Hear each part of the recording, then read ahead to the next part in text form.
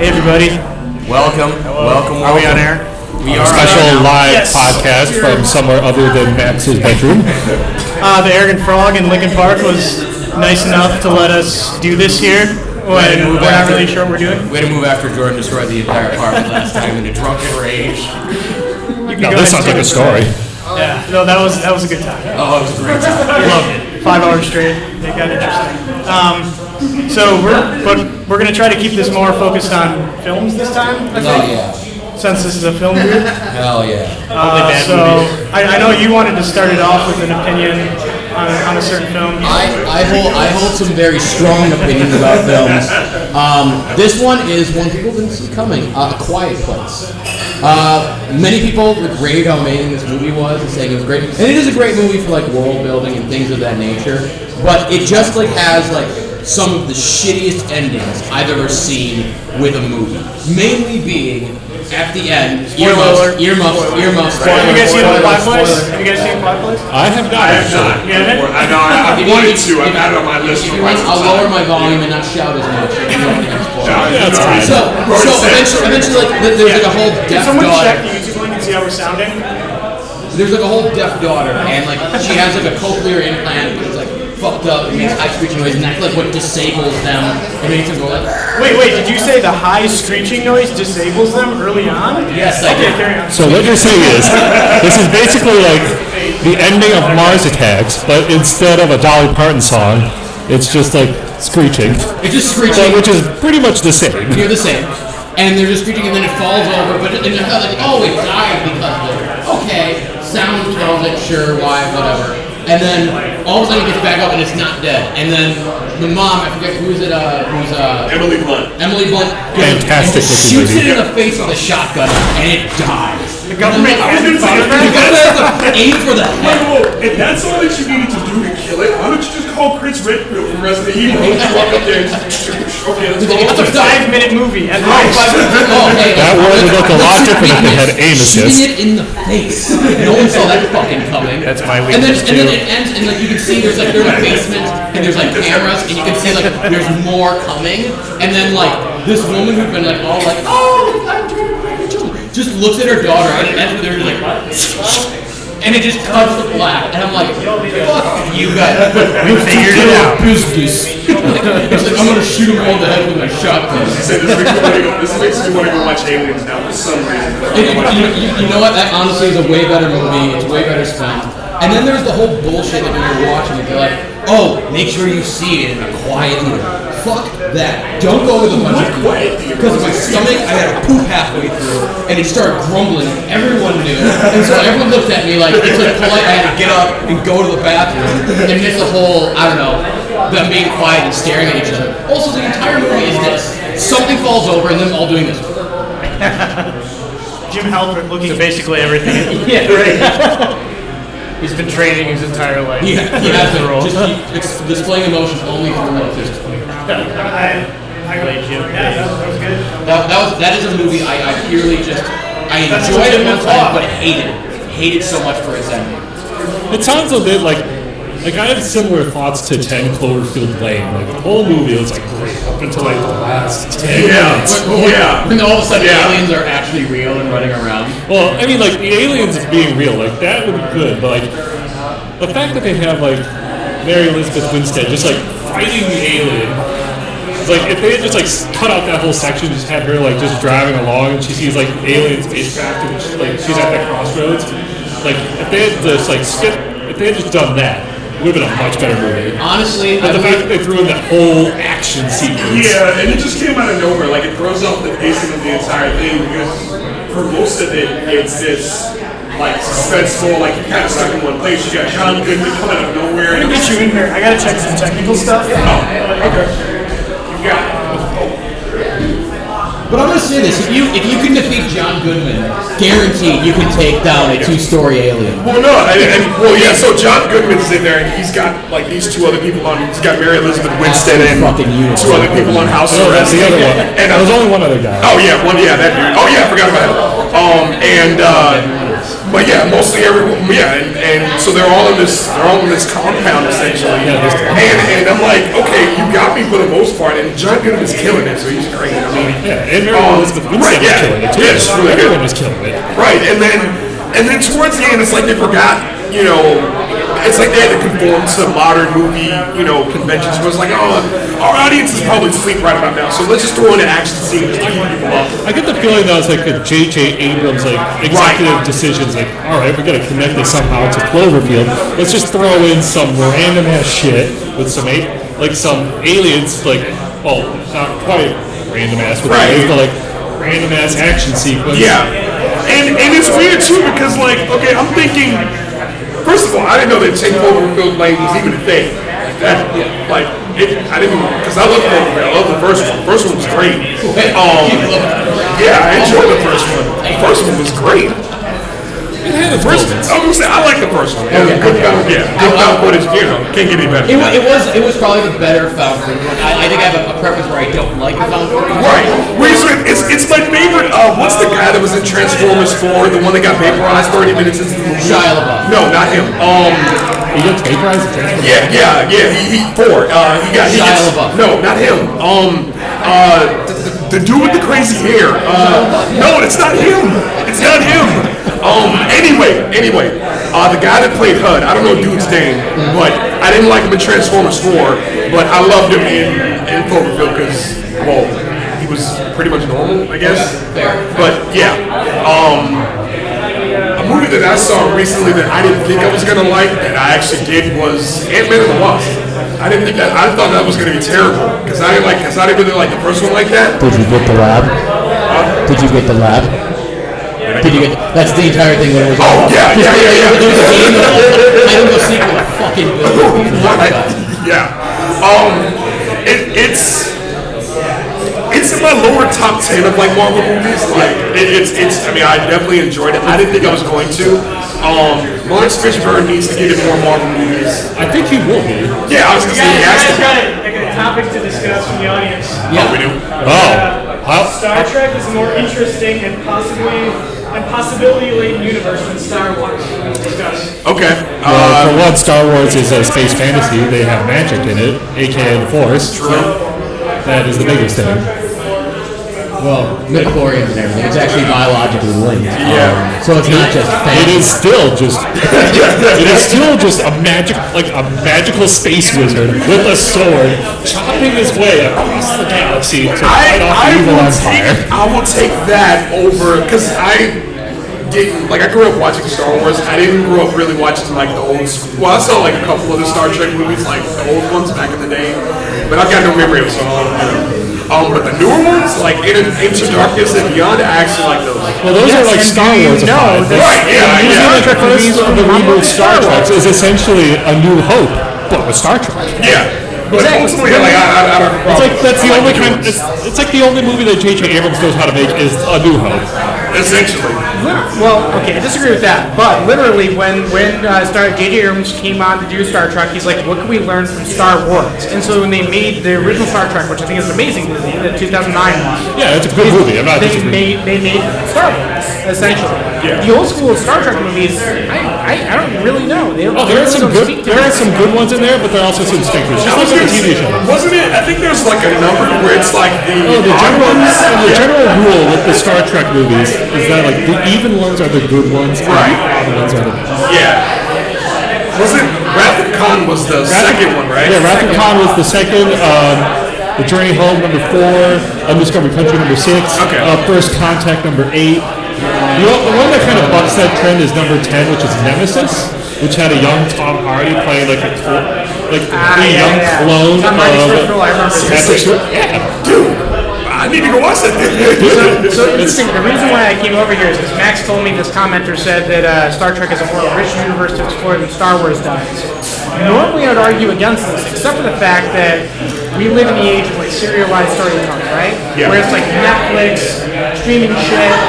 Movies, I just don't know if they matter as much. Yeah, everybody's gonna go see the next Star Wars movie, but if somebody made a kick-ass Star Trek spin-off series, they explored all these new rich stories or whatever. Wait, did you say Star Trek or Star Wars series? Star Trek. Oh, I mean, there is a Star Trek series on right now, Discovery. Is Okay, it how- popular though? Like, how is it? well is it doing? Yeah, that's my I question. think it's doing okay critically. It's just that it's on like the CBS streaming app exclusively. No, let's even put it on a better streaming Yeah, service. so it's Let's not even getting put it on a lot of Netflix. You It's know, on like- Netflix everywhere else. My thing with Star Wars, and this is kind of like what I was hoping for, to kind of piggyback off of that.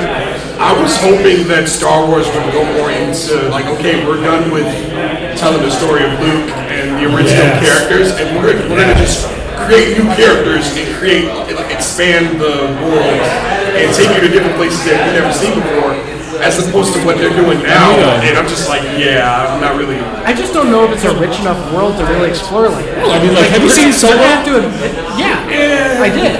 Did No, I mean, like, Solo? also, who directed the first Iron Man movie? John Favreau. Yeah, he's working on a Star Wars series for the Disney streaming app. It's called The Mandalorian. So it's just gonna basically be like Boba Fett show. Yeah, they're gonna do Boba Fett, right? Yeah, I heard Starring about that. Pedro Pascal. Yeah, That shit looks awesome. I was gonna say they're gonna do a Boba Fett, and legend has it that they want to do an Obi-Wan movie. Well, and Ewan McGregor Right, wants to do it. right. You McGregor wants to come It's back. like, hey, like some interviewer just comes to you. Right, It's like, right, hey, you wanna? I was What do you saying- think about like playing Obi-Wan again? And it was just you, just like dressed up as Obi-Wan with a lightsaber. He's like, you know what? I'm just gonna wait for this. I'm just gonna wait for Disney to give me the word, whether or not they are. I was gonna say no. And it's funny that you mentioned that because I've actually went back to watching like the prequels, and well, actually going through all the Star Wars movies that I have, and looking back on it, Episode 1, like watching it as an adult, Episode 1 really isn't as bad as I thought it was, like when I was younger. And this is gonna be super controversial, but Jake Lloyd is okay. Yeah, he's not bad. When he's with, I was gonna say, when he's with an adult, he's great. When he's with an adult, he's fine. When he's by himself, you know. So my question is with that kind of shit is like, are your expectations so low because your heart was just broken and ripped in half the first time you saw that movie? You came in like, your expectations are so low. It's like From the Phantom Menace or like the newer movies? The Phantom Menace. Okay. And like the prequel. What you gotta do to like salvage the prequels? Watch the Clone Wars TV show. I've heard which one, the animated, They're both cartoon good. animated. Well, yeah, The Cartoon Network one. Okay. The CGI one. Yeah, that show was fantastic. I heard that the Mandalorian show, the first episode or first couple episodes, will be directed by the guy who ran that show. Is that right? Yeah, I think so. Yeah. Interesting group of directors directing the first season. Like, Taika Waititi. was it? Taika Waititi. Yeah, same dude who's working on. John's helping us. Okay. Oh, Taika Waititi was he was John, everyone. Thor, Star Wars, right? Thor Ragnarok. Yeah. But also before that, like Hunt for the Wilder People and What We Do in the Shadows, Boy. He's a good director. Yeah. Thor Ragnarok, I have to admit, like, I hated the first couple times I watched it, but you watch it again, I don't know. You just click Yeah, it does kind of. It's weird too because like it's hilarious and I do enjoy watching that movie, but it's just me. I felt like they were trying to stick in so much humor to kind of overcompensate. Well, that was the fact actually- that the story was kind of like. I was gonna say the story. Well, that was outside of the story was weak. Well, that was actually largely Chris Hemsworth like request. Like he wanted them to inject more humor, or else he was gonna like stop playing Thor because he was getting so bored of the role. Well, how could you not get bored if Yeah, it's like stale? Chris Hemsworth is actually a really good comedic actor. Yeah. It's funny too because But like can't- I was just gonna say I was talking with some other friends of mine and I was talking about an actor's performance in a Marvel movie as opposed to their performance in other things. Oh, yeah. And it's like when you see like an actor like a Don Cheadle or anyone else by themselves, or even Jeremy Renner. Like Jeremy Renner's a fantastic actor by himself. Oh, he is. Yeah. But when you see like these really good actors in a Marvel movie, it's kind of like they'll kind of Tom Cruise it a bit, where they'll give like a good performance to where like it's not going to take anyone else off, but they're not going to really like give like really dig deep. Yeah, they're just there to get a paycheck No, it's a and have a paycheck. blast doing it. Yeah, no, and I mean, if someone asked me to do a Marvel movie, I'd definitely do it, like hands down. Just like Kate yeah. Blanchett in Thor Ragnarok, like her character wasn't super interesting, but she was just having a blast Yeah, playing that role. yeah. And you could tell. Kate Blanchett from Thor 3. Yeah, like like she didn't have a whole lot to do with the character, but like what she did have, she just chewed the scenery and loved it. Well, it's amazing. You know, you get these excellent actors in these Marvel movies. You watch them. It's like you said, their performance is not that, but you see them in other stuff, and you're like, wow, that guy was really good in that. Like Chris Hemsworth, I'm not the biggest fan of Chris Hemsworth in general, but you know, Jeremy Renner, right? Yeah. Excellent actor. He's amazing. But yeah, for that performance, you know, it's a paycheck at the end of the day. But in the end, like a lot of these like actors and actresses, they'll take these roles like in Marvel, so that way they get like the nice big paycheck, so that way they can do like smaller stuff that they want to do. Yeah, I'd do the same thing. Yeah. Yep. That is All true. that smaller stuff is. I mean, I just feel like there's been so much franchise stuff going on. It's been squeezing out all the small things. Like the only small thing I can think of is what Bad Times at El Royale, which had Chris Hemsworth playing something completely different than he normally plays, and he's great in that. But that doesn't fucking bother.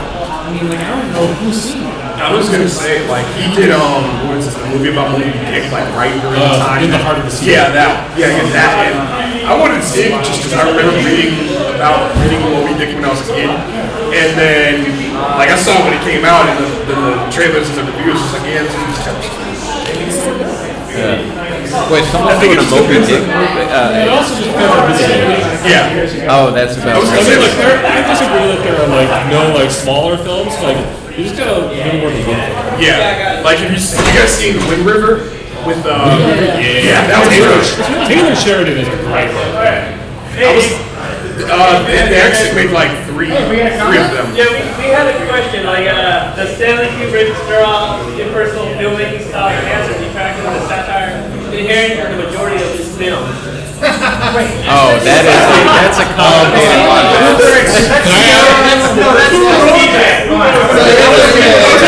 Is that AJ? I was gonna say So, Analog Kid 01 asks, does Stanley Kubrick's sterile and impersonal filmmaking style enhance or detract from the satire inherent in the majority of his films? So, Analog Kid number 1. I would say some films have satire, some don't. Doctor Strangelove, for instance. I think that actually helps. Like the fact that they play it so sterile and seriously actually adds to the comedic factor.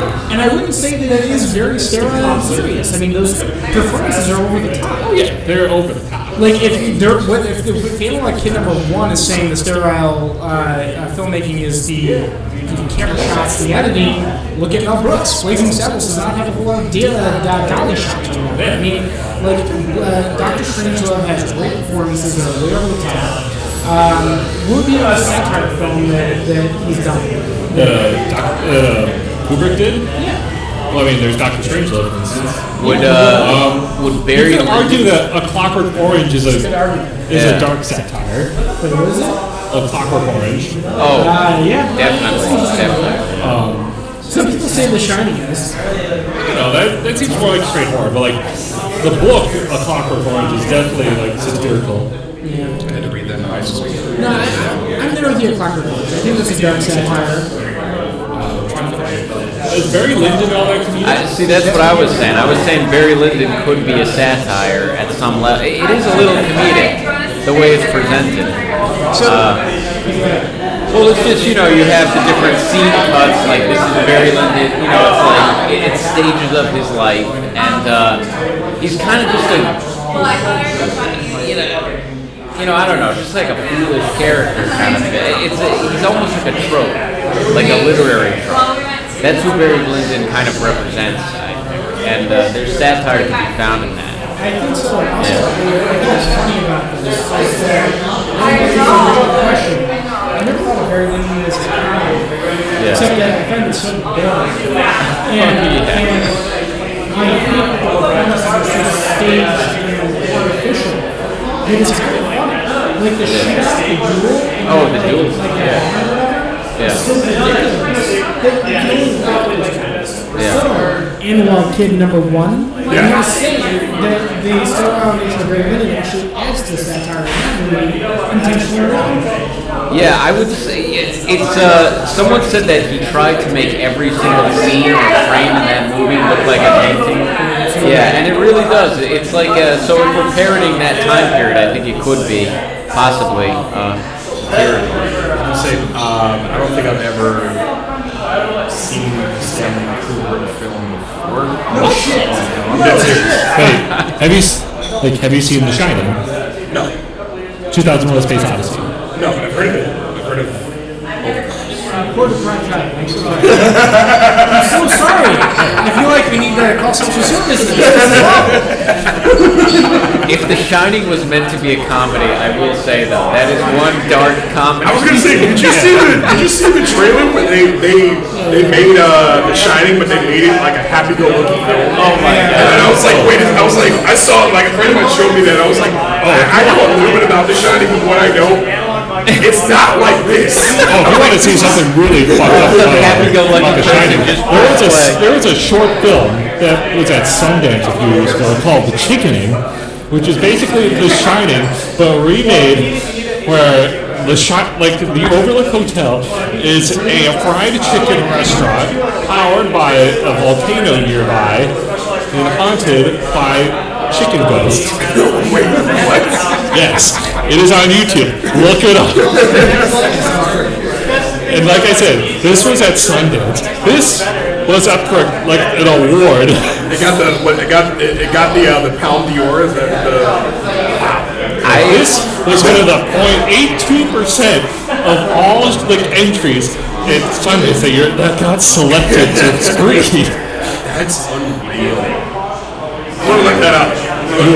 Well, Sundance is always taken, like nowadays, what does it take to get into Sundance? I mean, it takes a very unique concept that no one else is going to do. True. That or you also have to be part of like the filmmakers lab. Yeah, filmmakers or Connect. You guys see like the questions we were asking? I do know. I'm going to read my notebook so that you guys can see what people are asking. Oh yeah. Is there like is someone keeping tracks of that or? What about a fun topic? A fun topic. What's a fun topic? Fun Our topic. topics so far haven't been fun. What were you guys on right now? We were talking I was gonna say we had a question about Stanley Kubrick earlier in his film styles. That got intense. It did. It did. Because You kid cannot number one brought it, and we had to talk about it. analog. That was really intense. You should try to like mix it up. Mix it up. Like, what's your favorite? Like, what's your favorite comedy? Yeah, comedy scene. My favorite comedy scene. Okay, the comedy scene that made me laugh the most. It's the most ridiculous scene. It's the scene in I think Van Wilder, where the guy he takes laxatives before his girlfriend gives him laxatives before the law exam, and then he just runs to. It's funny. It's not funny when I'm talking about it, but it's so childish. Yeah, It's you so make it sound funny. boring.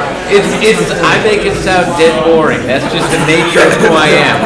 But I will say that scene has me laughing every time, regardless of what mood I'm in.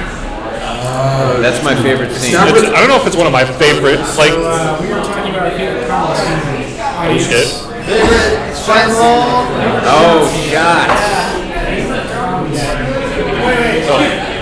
Have any of you ever seen the movie Swiss Army Man?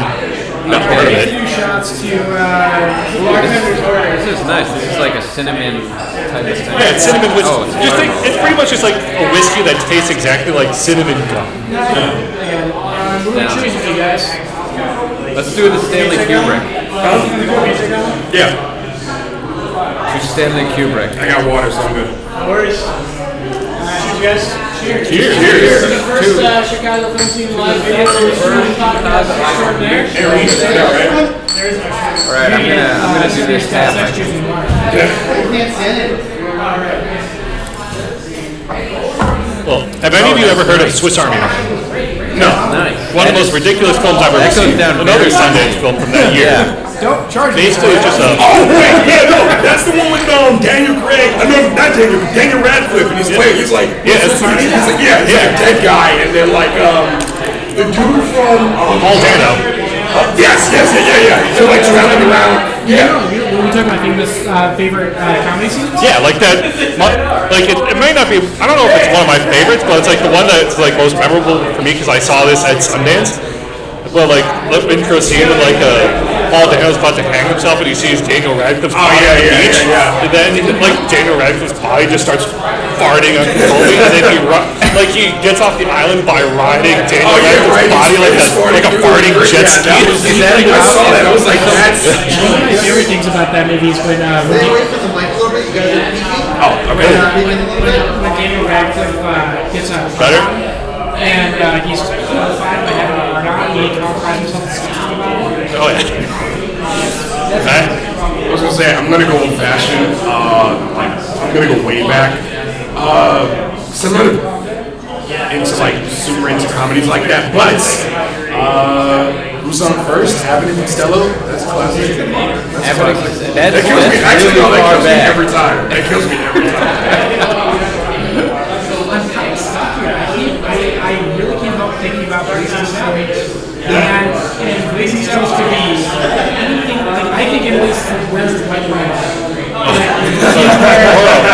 The scene where Gene Wilder, Gene Wilder brings in, like they're trying to antagonize the racist town. And so Gene Wilder brings in like sheriff and says, he goes, where's the white woman at? He just pisses everybody off. Or another one. Steve Reddington asked, "What is the worst movie you ever saw and why?" It's Gately. Now that depends. Like, are we talking like entertainingly bad or just straight up bad? I think Like, are we thinking like so bad it's good, or just like so bad that you never want to see it again? Whatever we want to do. So John was and he's also saying you can't hear anyone, too much background noise. Can you hear us now? Can you Steve Reddington. project? Oh, okay. Steve Reddington can't hear us because it's too much background noise. The background noise is distracted from our wonderful voice. Is Steve Reddington in the room right now? Steve Reddington, show us your boobs if you're here. Somebody said mics on low gain would work better. I wish we had that. See Anderson taking pictures of us. Maybe you should just get up front, get on camera. Yeah. We work with the tools we got. To answer Steve's question more succinctly, or to answer it period, I would say the worst movie that I've ever seen has to be a movie called The Last Sentinel, and it is so bad. It has the only bright spot in it. The only good part of that movie is the fact that it has Keith David in it. And anything with Keith David is awesome. So, but yeah, it's pretty much about this mercenary guy in the future, and the guy pretty much talks to his gun. Like, literally, like, Buddy's walking around with an assault rifle, and he's like, okay, hey, what should I do? And then, like, the gun responds with, like, this this robotic voice, and I'm like, are you serious? Yeah. And here's the thing. I was so mad because I was hanging with some friends, and we're like, oh yeah, we're gonna watch a movie, and they picked that, and I've never let them live that down because, let's just say my friends don't exactly have the greatest of movie tastes. That's unforgivable. When your friends my friends have a thing called bad movie night, where we watch bad movies religiously. They think it's funny. I think it's horrible. Yes. It's horrible. Yes. The only good thing about it is the weed, and that's it. It's just boring. We watched that movie Trolls 1 and Trolls 2. Oh, I've seen Troll 2. Yeah. That is a movie you need to see in a group. I watched it alone, and it was not nearly as fun. Yeah, it's just, what's the scene I where will say that corn cob scene. Which one? The corn cob scene. Oh, the corn cob. Oh, God. Oh, God. See, there's so many bad, but we're talking about Trolls 1, Trolls 2. Wait, Trolls 2 is not the one where it's like you have the YouTube clip of like, oh my God, they're eating her. Yeah, oh my God, they're eating her. No. Yeah, it's the worst act. Oh, that's the perfect one right there. But I think one of them gets turned into a plant or something. The plot of the Goblins is that they're all vegetarian, so they want to turn all the family that visits into plants, so that way they can eat them. I think that's offensive towards vegetarians, if I'm being completely honest. It's just not, it's an older movie, but still. It's not vegetarianly correct or something? It's outdated. It's not BC enough? It's outdated. New question from Steve Reddington. If we were going to make our own movie, what would it be about? Actually, What's- segment that we've done in the past where we start off with the world and then we just like okay, that's great. You just keep adding on to it. That's genius. Do it. Yeah, so I'll start off. You write put a sentence. You follow that. We'll just keep going. Okay. Okay. You see what you see what you started, Steve. All right. It's gonna get dirty, probably. Hopefully. Hopefully. Where one man goes to the store to get milk. And instead finds a discount for Reese's Pieces.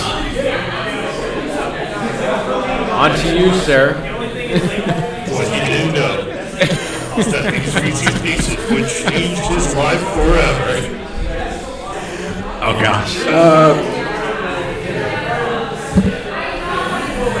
And he turns around and looks behind him, and in walks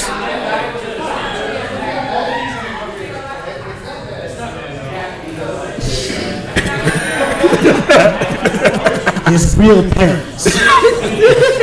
His mom, who is chocolate, and his dad, who's peanut butter. They open their mouth to say, It's delicious. Eat me now. And then the meteor hit. Let me get close. that's you, I don't know. No, I'm the not. guy on the left, is that Joe or is that Where's John? the left? was gonna say the Unfortunately, left my is- left I and think- right is all weird. I was gonna say the left is this side. Our many viewers. Special K says, get these fuckers off the air. Oh, you think you can do better than us? So whoever Special K is, I was gonna say I special. think we just made a commercial for Reese's Pieces. If I'm being I honest. don't know. Oh shit, Adam says, these guys suck. so Special K and Adam Adamus, Podcast these are horrible, horrible people. Listen, Oh god. the world is turning against Internet, me this now. is I turning gonna say- to bullying behavior. I was gonna say the entire. I was gonna say the world doesn't know what now I it know wants, how so millennials figure that noise out. Anderson, come here. Damn it, Steve, closer. We're gonna do a little Sheamus promo here. Sorry. Anderson, come here. Why don't you just get me? Yeah. More beer, Andrew. Get some people in here. Yeah, we need to shut up. All right, we have a Halloween party next Wednesday, October 31st from 7 to 11 p.m. It's going to be crazy. You got to wear something. You got to dress up for Halloween. It's going to be awesome. Yeah. Anderson's bringing his smoke machine. It's about to get crazy. He told me he invited a bunch of hot chicks and hot dudes, whatever you want. Yeah. We have like 300 people signed up for the event. Make It's sure to going wear to your be maroon crazy. or red shirts if you want to be. Yeah, no red shirts. Yes, as you can see, we're all wearing red today. Rocking it right now. So, so October 31st, here at the Arrogant Frog Bar. It's free. Starts at 7 p.m. Only people who have shades of red can come up here. We have like 300 RSVPs. 300, yeah. 300 only. Shades of Red. We're having a Shades of Red. 300 It'll be minus about crazy. 290. So Yeah. it'll be good. Oh my God, we Costume got all shades of contest red. and stuff. It's all shades of red right Just now. rocking it right now. All right, so let's go. Let's continue back to what this is all about: hating on fucking awful movies. Adam Adamus, what is the worst movie or one of the worst movies you have ever seen? Oh my God. Like, I can't even tell you, because when I see a bad movie, I turn it off. Why do you guys watch But you got you got to watch it till the end and just be able to declare it's bad. And just hate it. I gotta watch it to the end. And It's like a bad marriage. You just got to grit your teeth and just like once it's over, just be so happy about it and just complain about it to everyone else. What's your most hated movie? I already went. Wait, you went last week. I went already just before early on. I screamed about a bunch of stuff at the Quiet Place. Alright, I got a movie that everybody hates on, but I love. We'll go for it. Only the Strong. Only the Strong. Which one is that one? From the 80s. Oh, no. Oh, is that the one with the Capoeira. It's about Capoeira. It's about the Capoeira. How do I teach these Hey, kids? Santo. I know. We got a real life Santo here. Dude, that movie's the shit, but everybody hates on it. I mean, with that whole DJ scene, it's so amazing. It's so great. The guy's, he's a DJ. He's awesome. Look at him go. Like, that movie's amazing. We got like a really, really interesting. Steve Steve Reddington said, if Special K was a porn star, what would Special K's name be? My name would be Five-Pound LeClaire. What is a Five-Pound LeClaire? It would be Long Hey, K. Latin guy, what's up? Five-Pound LeClaire. It would be Long K. Long K? Yeah. Long K? Special K? I would be like Asia Carrera or what? The ninja. So you'd be a female porn star. Well, yeah, pretty much, I guess. No, dude. My name featuring Long Anderson, what's the Five-Pound LeClaire? So what? It's Fifi. What's up? Fifi. It's a pet's name. Yep. Fifi, Fifi. I'm pronouncing it French. Leclerc is a street name. What is that? Fifi LeClaire? Yeah. I don't know, where'd you get that from before I go off and explaining what that is? Hey Anderson, So I don't what offend was anyone. your first pet? What was your first pet? My first pet First pet in life. was a lice. A lice. Yeah. Oh, lice? Did you name them? I need all my lice. Did you have a first pet? I had a first pet. It was his name Adam. His name was Is your porn star named Adam Adamus? Adam. No, my name is Bugsy Stolte. Bugsy Stolte. Or Bugsy Adam Red. Adamus. Dude, what's Max's girlfriend's name again? Come on, us. We're just gonna. We're just talking. I'm just gonna add hey, Max. Some shoulder to Anderson. Okay, I'm like, I'm not interesting enough Let's to do be it on over this the podcast, shoulder. so, You are interesting enough. What was your first? You What would was? be on this. What Come was? on, come over. You see it with me. Let's go. Max, get your, people don't know get your moment. Dude, they can't see us. Breaking the illusion. There's no wall here. Alright, let's talk within us. Okay, we're here. We're here now. So Special K, he's one of our special friends. He's a very special The guy. only reason they think I'm special is because So I'm here where most did of the Special time K and I'm came drinking, from? So where did it come from? I think in high school during dodgeball, somebody called me Special K because He roofied some I was children. really good. That's what I heard. That's just the story. He put roofies in Coach special Carlson. K Coach milk Carlson. in someone's cereal. Behind Someone's eating the Special K screen. cereal and he just put some Special roofies K. in there. Special Watch out for Special K, man. He'll get you. And then he became a big thing in like the early 2000s. Real big. Real big. Okay, so like this guy, Steve Redding, he's on this like what would you be your stage name if you were a porn star? And he said his name would be Dung Hung Lo. Dog on glow. I Oh, don't know, God. Steve, are you at home just like bored? I don't know. I love it, Steve, that you're on and you're interacting with us. Thank you. We appreciate you, Steve. God bless you. Hanging out.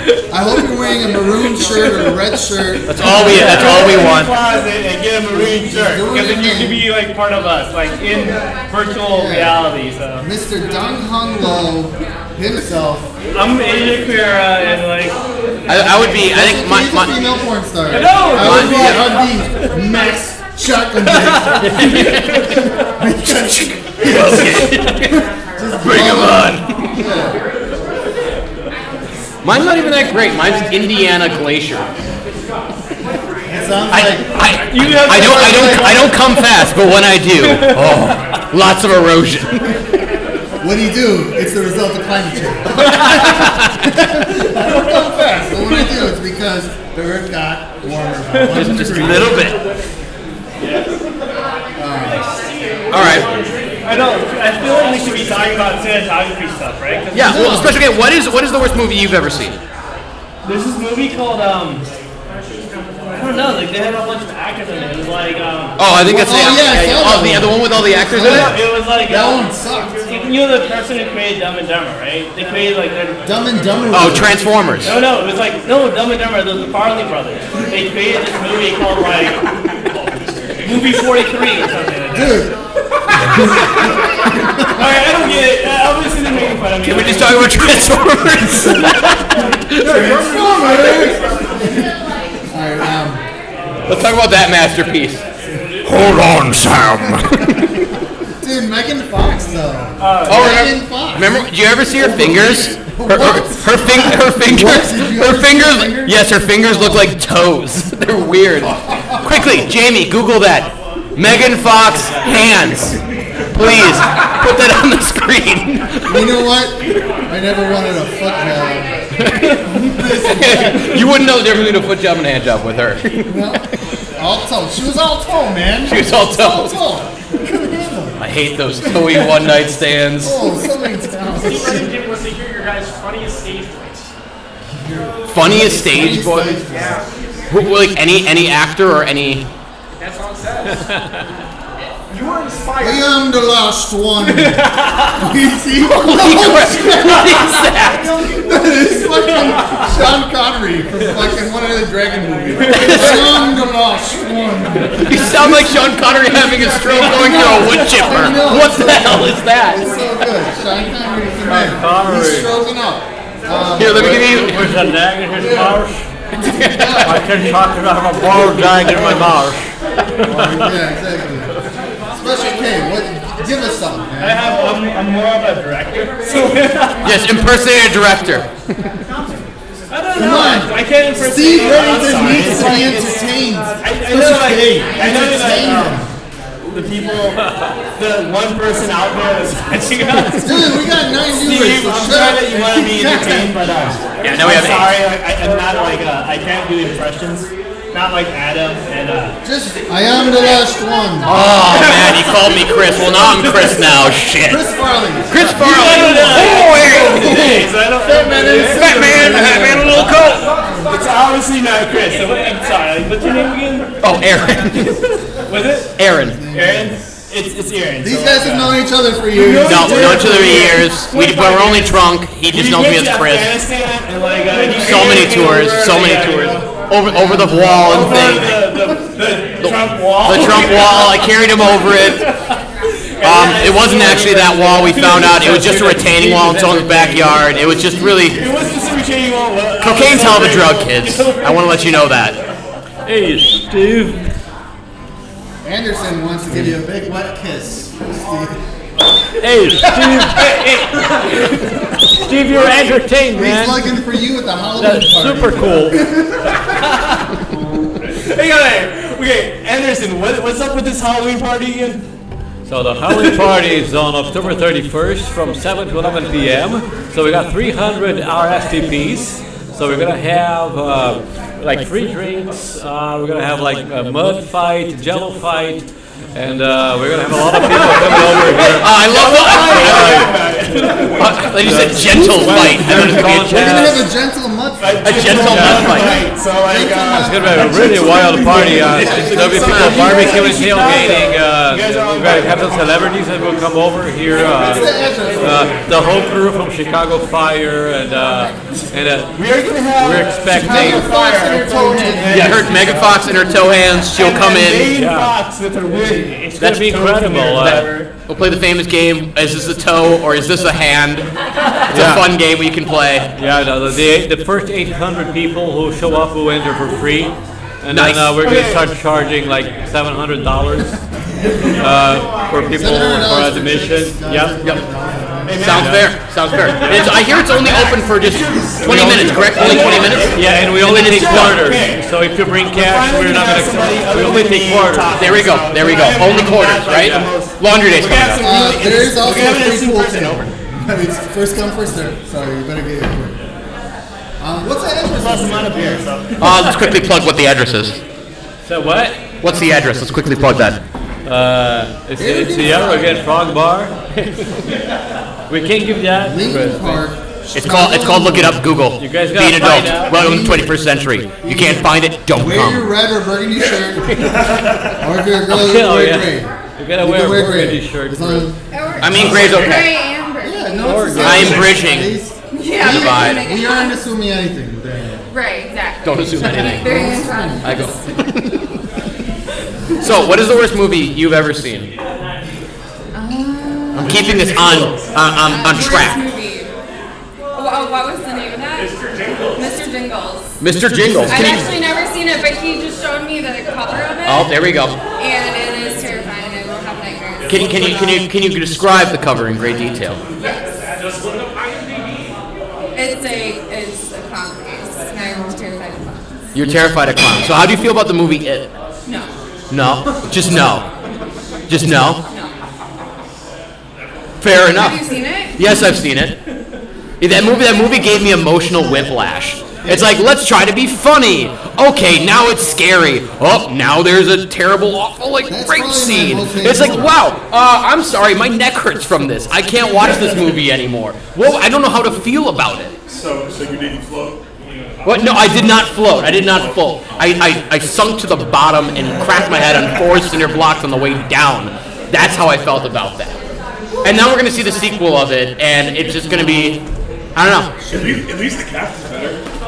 I mean, they're children. You can't just say, like, oh, these shitty kids like, can't fucking act. It's like they've been around for only a couple of years. Leave them alone.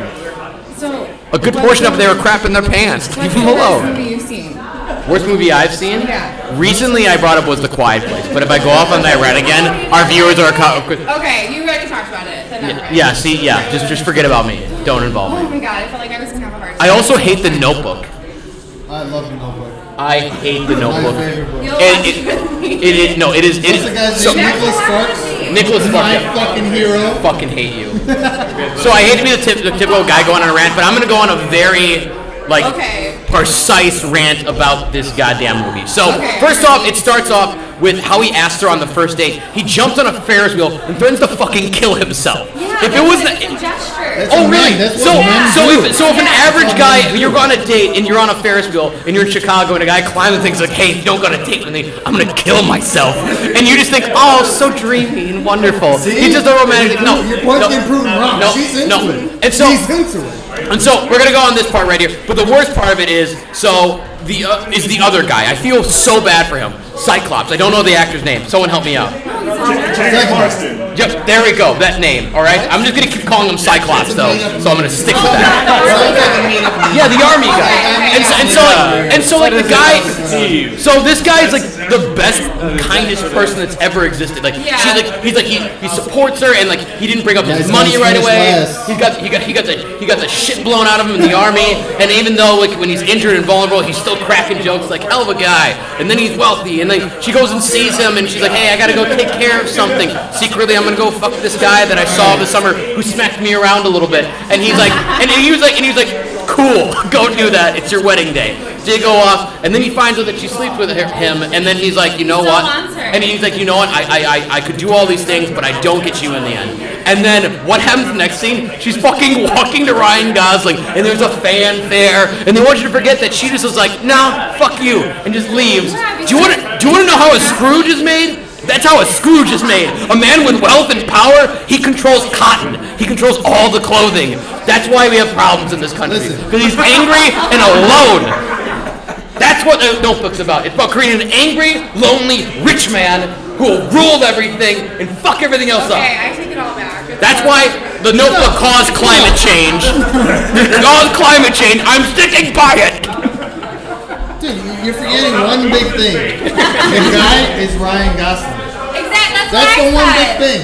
Just because he's hot. Just because he's hot. No, it's not because he's hot. It's because he's fucking Ryan Gosling. The dude is Cyclops though. Yeah, the dude is Cyclops. No, but girls like too hot. Also, like too hot. Also, okay, wait. Let's also talk about every other role where they have Ryan Gosling playing it. Talk about Drive. He walks in there and he's the creepiest motherfucker ever. He's like staring at people and he gets the chick in the end. Great, straight up murders a guy stomping on his head and she's still in love with him. She's like, oh, he's so dreamy. I'm like, dude, this guy's a fucking serial killer. I was gonna say he murdered people with a hammer. In Blade Runner 2049, he's pretty much walking around staring at people and stomps Dave Bautista's head 5 minutes into the movie. Yeah, and then he's in like a suave way. Oh, stomping someone's head in a suave way. There we go. Sorry about that. By that logic, then you may as well get Daniel Craig. I mean, he's still James Bond. Do you know what? You must also like Joaquin Phoenix and I Was Never Here. Just hairy hobo Santa assassin murdering someone with a fucking hammer the entire time. Actually, no, I saw that a few weeks ago, and that actually kind of like that movie. It's a great movie. I'm just saying, you wouldn't fuck him. The hammer. Yeah, but he just walks in. Just ball peen hammer, just beating people with a hammer. And just does so eloquent. So do chicks like getting... No, that's just a rotund muscle right there. He just one large ab. If you try to... No, that's what he had. Wait for it. Oh, I got the same. Oh yeah, right here. I was going to say, and that gentleman is going to be playing Joker. So I'm interested in that. I've only. yeah, he's actually going to be playing Joker. Oh yeah. Oh yeah, I'm good with that. he plays everyone who's just crazy. He's good at that. Have you seen The Master? Seen the what? I have not. Master? He's definitely crazy in that movie. No, I haven't seen that. It was like a movie that came out like a few years ago, and it won a bunch of like everybody in the mom. Yeah. Oh, Transformers? Did, There Will Be Blood. It's basically just like. I like that movie. Yeah, it's basically just like. I'm only doing that for you. Pretty much, like the premise of the movie is just like Joaquin Phoenix joins this Scientology-esque cult led by Philip Seymour Hoffman. Awesome. He said it's Christianity. Yeah. I never saw it, but I want Oh, you guys are talking to the mic. to. He's actually, we're actually picking up audio level from it. Thanks, Dad. Okay, Thanks, so, Dad. We needed that. So if that's the worst movie you've ever seen, what's the best movie? There it is. Dazed and fucking confused for me. That's a good movie. Wait, a worst movie or a good movie? The best movie Oh. I've ever seen. Oh my god. I was like, Oh my god. All right, go ahead. I like it. That's my go-to. that's called the judgmental wall. It shouts opinions at you that they disagree with. It doesn't quite have the satirical. Oh, you would say that. I'm gonna just say mine for best. I was gonna say for best movie, and I've got several of them, but number one is Jet Li's Fearless. That is actually one of the best movies I've ever seen. Oh, isn't that the one with Jet Li when he's in multiple dimensions? No, and there's no, Jason Statham in it. And they're fighting. They're based fighting off each of- other. No, it's based off of this Chinese martial arts master who actually existed. And but if you're gonna watch it, watch the director's cut. No, I've seen that movie. Jason Statham is like from the future in another dimension. And yeah, it's like the two. That's getting me more interested. Just like karate. Yeah, that's what it is. Future. And then they kill each other because they want to, like, they want to be like the one. Yeah, no, I know. And they get super strong. I know, but I'm With martial arts. The movie that I'm talking about is more it's a wushu film. Oh, and it was Jet Li's so you're saying it doesn't have Jason Statham in it? No, From another dimension. Jet Li's a capoeira teacher in 80s.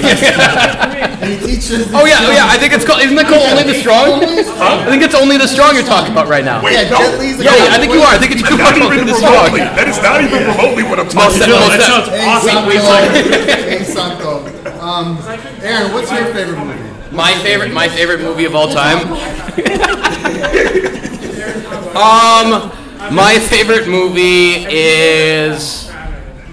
That I don't know. Oh, so you know your most No, I exist in hate, so I don't exist in things I enjoy. I just have a wicker chair I sit in just my room, and I just stare at movies I hate the entire time. And I was just gonna build say, he went resentment. on this whole thesis about the Notebook, and I was like, okay, this guy has to have like one. I'm starting to think now that it's more like he hates it so much because he loves it so much. Maybe You know what? Deep down, there's probably something broken in me. Maybe I didn't find my Ryan Gosling. One day, Maybe I made the wrong choice. one day, I'm gonna build you a house, Aaron. I'm gonna build us our dream house, and you're gonna see an article in the paper. You're gonna be like, man, Adam, I met him on 3 podcasts. We're just gonna get in a fucking rowboat together. I was gonna say. Here we go. There's gonna be Here we go. swans. I was gonna say. So the problem is we're both going to be wanting to be the Ryan Gosling, and we're just going to be rowboating I was gonna say. against each other, and we're not going to go And anywhere. then Tyler Perry's gonna come out of nowhere and sell you insurance. Is he going to be dressed up as anyone? No, he'll be just about himself. Yeah, I mean, man, it's one. What do we got? Tyler Perry as a You guys aren't drinking enough. I hate Tyler Perry. Send us money so we I can do drink not like more. him. We'll do it. Gone Girl. He's amazing in Gone Girl. He is because he's terrible in everything else that he makes with his own hands. How do you? Tyler Perry is a delinquent actor. Are we talking about Gone Girl right now? You don't need to. You don't need to. All right, Trust cool. me. The only Tyler Perry movie that I have seen is Medea Goes to Jail. Oh dear And God. that was Dear God. That was a train wreck. Dear no. Everything. Okay, look. The man. I don't have anything against him personally, but as a movie person, no, he needs to stay far away from that. He makes the same exact thing every single time. Like every time. Every single time. Oh, I hear an opinion. Someone wants to jump in. I was gonna Come say on. no. I could go. I'm on hearing a an long- opinion. I could go on a long rant about Tyler Perry. Come here. We got an open seat. I Come was on. gonna say. Come on. I don't like him, and I don't like Spike Lee. I don't like him either. You don't really You don't like Spike Lee? He made one good movie, Which in my was what? opinion. Malcolm X. Malcolm X. Malcolm X. Come on in here. Didn't see that. We're talking about Medea. Hold on, what was the movie. I'm leaning on the about chair. I'm probably Bohemian gonna break with it. Clive Owen, where there's a heist going on in a bank. Wait. Inside Man. Inside Man. You guys Oh, ever with seen Denzel? Inside Man? Denzel? I I've seen. You mean Man on Yeah. Fire? No. You know, in Mexico, and he's saving. Yeah. Denzel wants to set Yeah, himself on yeah, fire and yeah, walk it's just a around, you know? We gotta go No, one that's at just a a time, re- fellas. So disappointed with that movie. There was not a One single. at a Well, time, fellas. One at a time, fellas. Okay. what? You think I have anything important to say? I just interject saying dumb shit. I mean, isn't that just like human interaction? Quantity, not quality, right here. Oh, we got a question. Oh, what's that? Who is your favorite and worst director? Shadow Whiskey or my college favorite Butter Nickels. I heard a man come down long. Butter Nickels. It's a great drink. You ever had Butter Nickels? What are they? Never had Butter Nickels. They sound I was just really saying, like I don't drink, so I don't know. Oh, you don't drink? Oh, good. Yeah, you Butter Nipples was a game me and my uncle used to play. That's Aaron got caught Surprising sex confessions on air. That's why I hate The Notebook. Because he used to dress like Grandpa used to dress up like Ryan Gosling. All right, you're gonna be Ryan Gosling. Oh, Wait, are you the Rachel McAdams in this situation? In the You're bar? gonna need to get the little. Wait, she was in that movie? I had to play both Rachel McAdams and Cyclops in that movie. It was really weird for a lot of scenes. She was opposite of Ryan Gosling. Have you only ever seen her in Mean Girls? No, actually, the first thing I saw her in was Sherlock Holmes. Wedding Crashers. True Detective Season 2. Wow. Philip Seymour Hoffman's last movie, The Most Wanted Man. She was in that. She was actually pretty good at that. You can switch out for me. I can do this here. I know nothing. I'm just shouting things randomly. Shouting things randomly is fine. That's what makes for a good podcast. So we are the Chicago Film Team, and this is Thomas. Yep, a regular who A regular often hangs out with the Chicago film crew. Have not featured in any movies yet, though. I heard your favorite movie is Debbie Does Dallas. No, my favorite movie is actually Solaris, the American version, which I know is somewhat controversial.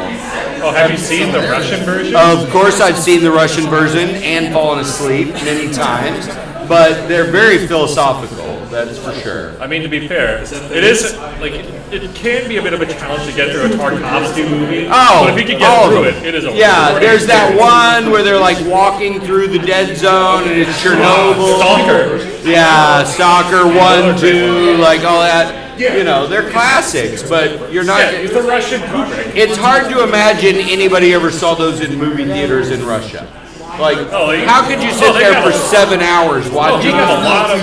Right, I guess, yeah, but who saw them? He had a pretty decent reception in Russia up until like he got run out and had to make films in Italy. Yeah, there's the Italian ones where it's like the room and it's gray and they're just like sitting there. Yeah. Marco want to get in? Come on, Marco. Come on. You want to be in the podcast.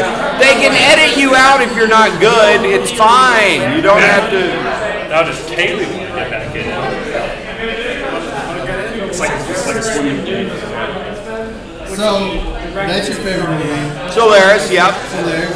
Do you have a most favorite movie out there at all? No, I don't really remember bad movies. I like every kind of movie there is. Like a lot of bad movies. Yeah, every movie. I mean, the Room, when it first came out, I watched it. And I was like, I saw it like totally legit. I was like, this is truly a horrible movie. And then I realized like later on that it was a thing, like that people enjoyed how bad it was. I really enjoyed The Room. Because I thought it was the worst thing I've ever seen. Yeah, I remember. Well, I remember seeing it first on Netflix, and it was in my recommended videos. And as I was watching it, I was like, "How much of a loser am I that they think this is a movie I would like? This is so weird." And is it like part of the audience participation of like The Room, where Like you throw plastic spoons at the stream. Yeah, well, yeah, that's what it turned out to be. But you know, when a recommendation engine is suggesting that in real time before it's a hipster thing, you know you're a bit of a lunatic. You know? You have to reevaluate your life. Right. It's like when you're on Facebook and like all the ads you see are for like dating and Viagra and like legal services. You probably are ringing a lot of really negative bells. It's like you need to have a midlife crisis. Right. Yeah, they're telling you something about yourself based on your browsing history, and you're not going to feel good about that. Press the reset button. Yeah. I'm going to stop using this entirely and just Google like kitten pictures from now on. I think the room makes me feel better about myself. Me too. Yeah. I mean, it's almost like it's like I'm not all that right, I can make a better movie. It gives you hope. Like, yeah, I could do that. Like, fine. Yeah, it did. I mean, it did. Like, honestly, The Room kind of inspired me to become a filmmaker because Absolutely. This guy could do it. Yeah. This guy. Hey, man, if you're willing to just spend the time to write a screenplay and like do the filming, You should read the Room screenplay. It is a mess. Oh my god. I can only imagine. yeah, the whole thing. The whole thing, like when he goes into the flower shop and There's my favorite customer. Thank you, Benny. It's like he's not even listening to the person, he just like rushes in and Well, have you ever seen any Hal Hartley movies? You remember those? Hal Hartley from the 90s? Like, he would make very room-like movies. Henry Fool. Have you ever seen Henry Fool? I can't say that. Absolutely bleak. It's very similar to The Room, and it's like acted out in this kind of improv way where you wonder, have any of these people ever made a movie before? And in the 90s, they were really popular, like subversive, like art house movies.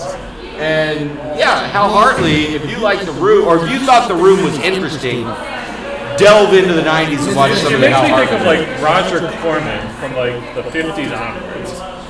Like what you just described. Yeah, just get together with your friends and a camera and start acting out Some some buttery stuff. nipples. Yeah. You can literally do anything you want. Okay, thank you. you gotta take part. Yours truly. No, I'm absolutely shocked that as a bunch of film buffs, you guys don't know who Hal Hartley was. Do you know who Adam Adams is? No. He's the most well-known director. Oh shit. Adam Adams. What was that? I feel like I was a teenage girl. That was sweet and roofied. We had them last week. Compliments of Special K. Compliments of It tasted like butterscotch and butterscotch. It tastes like a dessert. It tastes like a dessert. Yeah. It feels like it tastes like something I could make cereal with it. Yeah, if you wanted to get teenage girls into drinking, you would give them that. Like that's it. Please do not follow Thomas's advice. It sounds like what I would drink freshman year of college. It's why wine coolers were invented. You want teenagers to like I drinking. was a teenager once. Yeah. We would get UV blue. Yeah. I remember this. I remember drinking a lot of UV. We would get 2-liter bottles of wine coolers and just chug 2-liter those. bottles? I Oh didn't hell know they yeah. made 2-liter Oh, they bottles. did. They absolutely did. They have the Smirnoff Ice. Yeah, oh yeah, that's another Evolution. Yeah, like if you're not ready to actually drink alcohol, but you like soda pop, this will be a drink for you. Do you have any more questions? No, but Steve Reddington needs to get What's help your writing opinion on the something. Japanese one? Is that the one where it's in the 70s and he's kind of like a stoner that's like in his last day of high school? Yes. How cool would that be, like a stoner martial arts movie? Yes, that would be great. It would be like in Napoleon Dynamite where he's like kind of wrestling a little bit with that martial arts I guy. was gonna say it's Stephen Chow. If you want what you talk about, it's Stephen Chow. I'm just imagining like Cheech and Chong just like karate chopping each other. Oh yeah. But in slow motion with no like actual Oh, and like energy. the good, like the sound effects too. Right, I'm just gonna kind of like, whatever. I'm not really going to follow through on fucking. Is this super chat where we can get money? Because I would like your viewers to maybe donate. They're not going to give you tokens to take your show. Oh man, like seriously, I'm an aspiring cam girl. I really am. Like, I'm just looking for my demographic. That's my problem. I just haven't found my demographic yet, but I know it's out there. What's your cam girl? It's gonna be like it's gonna be Jessica V. Jessica V? Yeah, because I can do that. You know, it'll be really good. Yeah, and it'll be just like all middle-aged Japanese guys and just like blood money. Right? Yeah, it'll just be really. It'll be dark and weird, and I'll do everything they say on the internet. It really will. It's like yes, I will. Yes, I will eat this bologna sandwich. You're right. I'm gonna eat it provocatively. Oh, that's me eating a bologna sandwich. You know you like that. I just thought everybody had super chat now, and you just got like donations. Yeah, they just give you tokens. Like all the flat Earth videos I watch have super chat. Well, that's a big thing. Right, I'm like, about the moon. yeah, I'm like, hell yeah, that the Earth is flat. They didn't land on the moon. I'll give you $10. Nobody ever landed on the moon. No, I mean, landed on Venus instead. Exactly.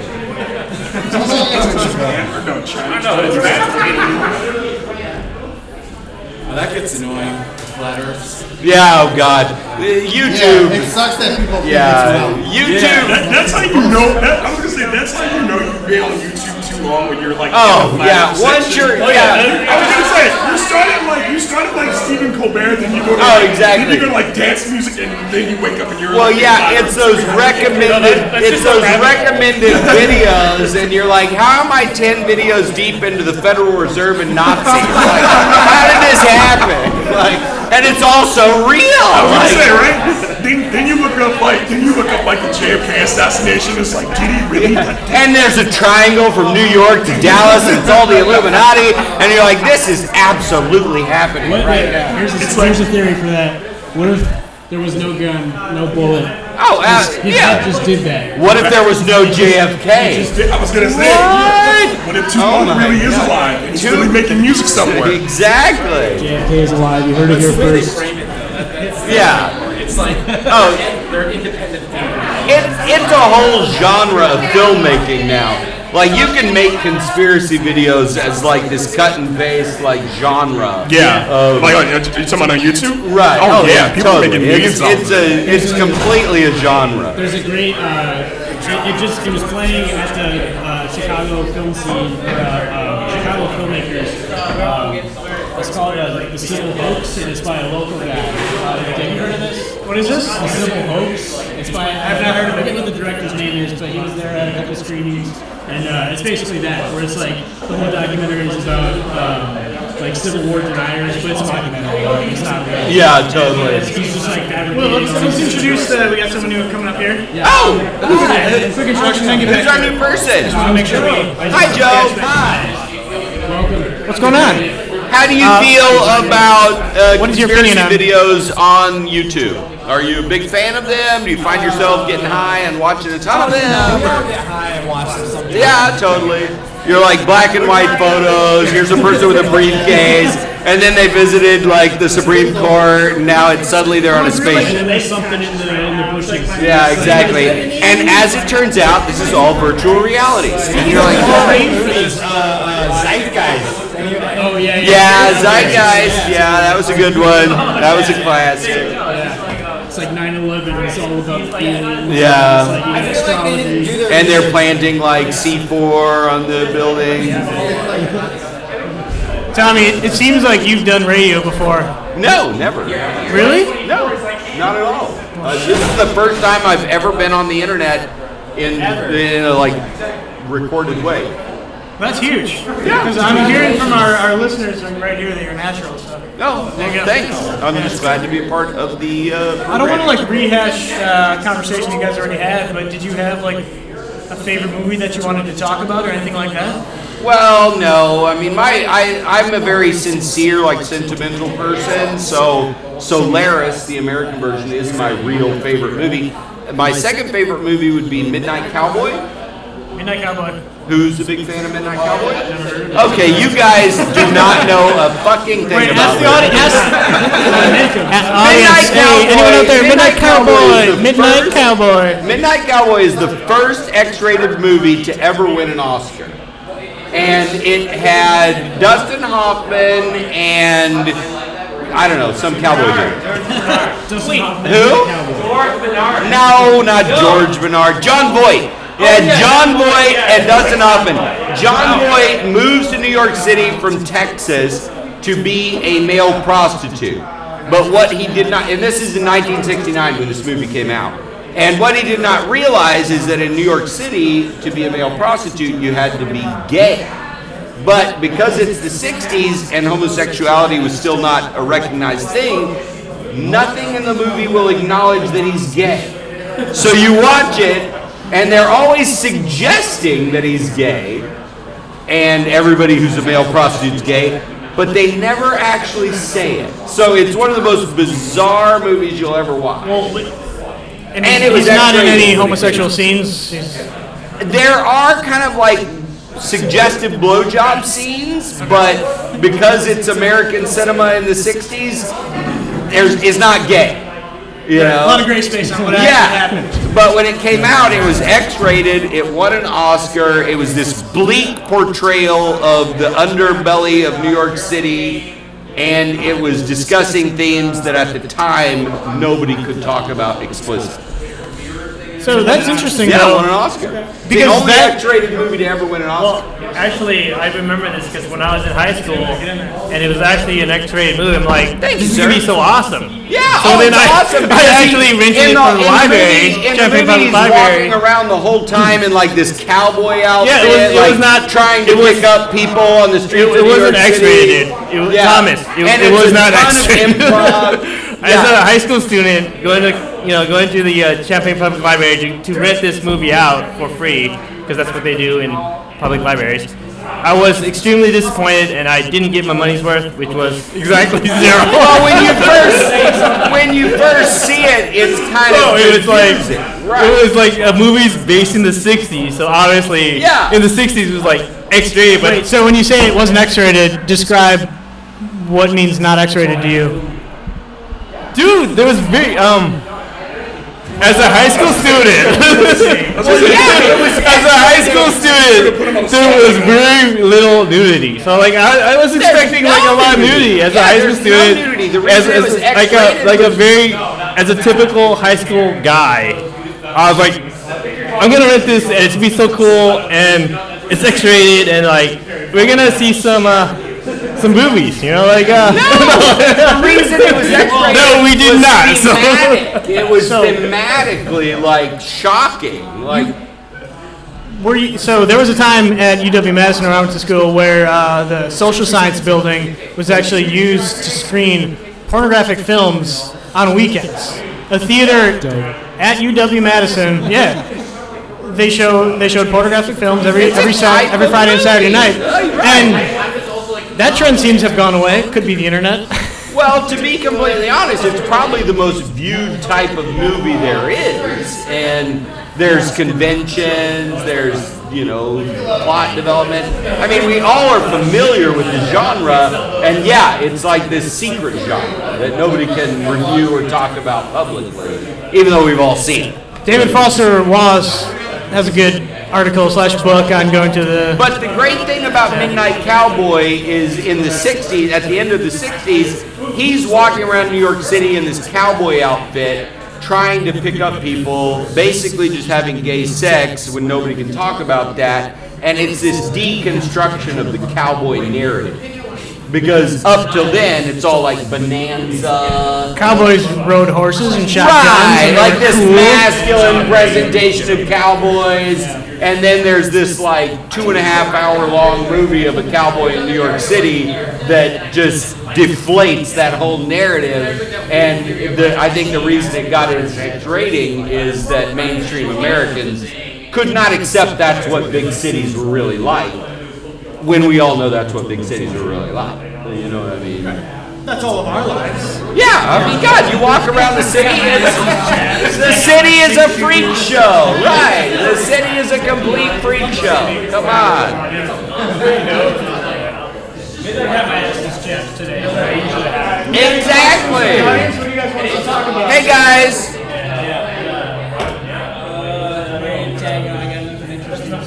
There's cowboys, there's space, there's pornography. What else? Yeah. The darkest role. Man bites dog. Yeah, that's a good one. That's bleak as fuck. That's also pretty funny. Man bites dog. Yeah, it's one of those Lars Van Trier type movies. I was gonna say, well, I'm not into horror like that, so I think the most disturbing thing I've ever seen was Audition by Takashi Miike. Yeah, that one actually, like, I saw that in a film. I saw that in a film class, and I was just like, okay, yeah, I'm not watching horror in Japan anytime I'm not soon. watching Japanese or Korean horror movies because they I'll watch are anything else, any other genre related to Asia, I'll watch, but horror? No, y'all good. Y'all can keep all that. Yeah, breaking the waves, like any of those Lars Van Trier movies from the late '90s when they did that. What was that called? Dogma. And they did that whole Dogma thing. Oh my God, those are soul crushing. Alice Goldberg. I think Mac has done a couple already. He's a huge fan. Ah, nice. Yeah, Man Bites Dog was a good one. Yeah. Belgian, French movie. It's also kind of funny.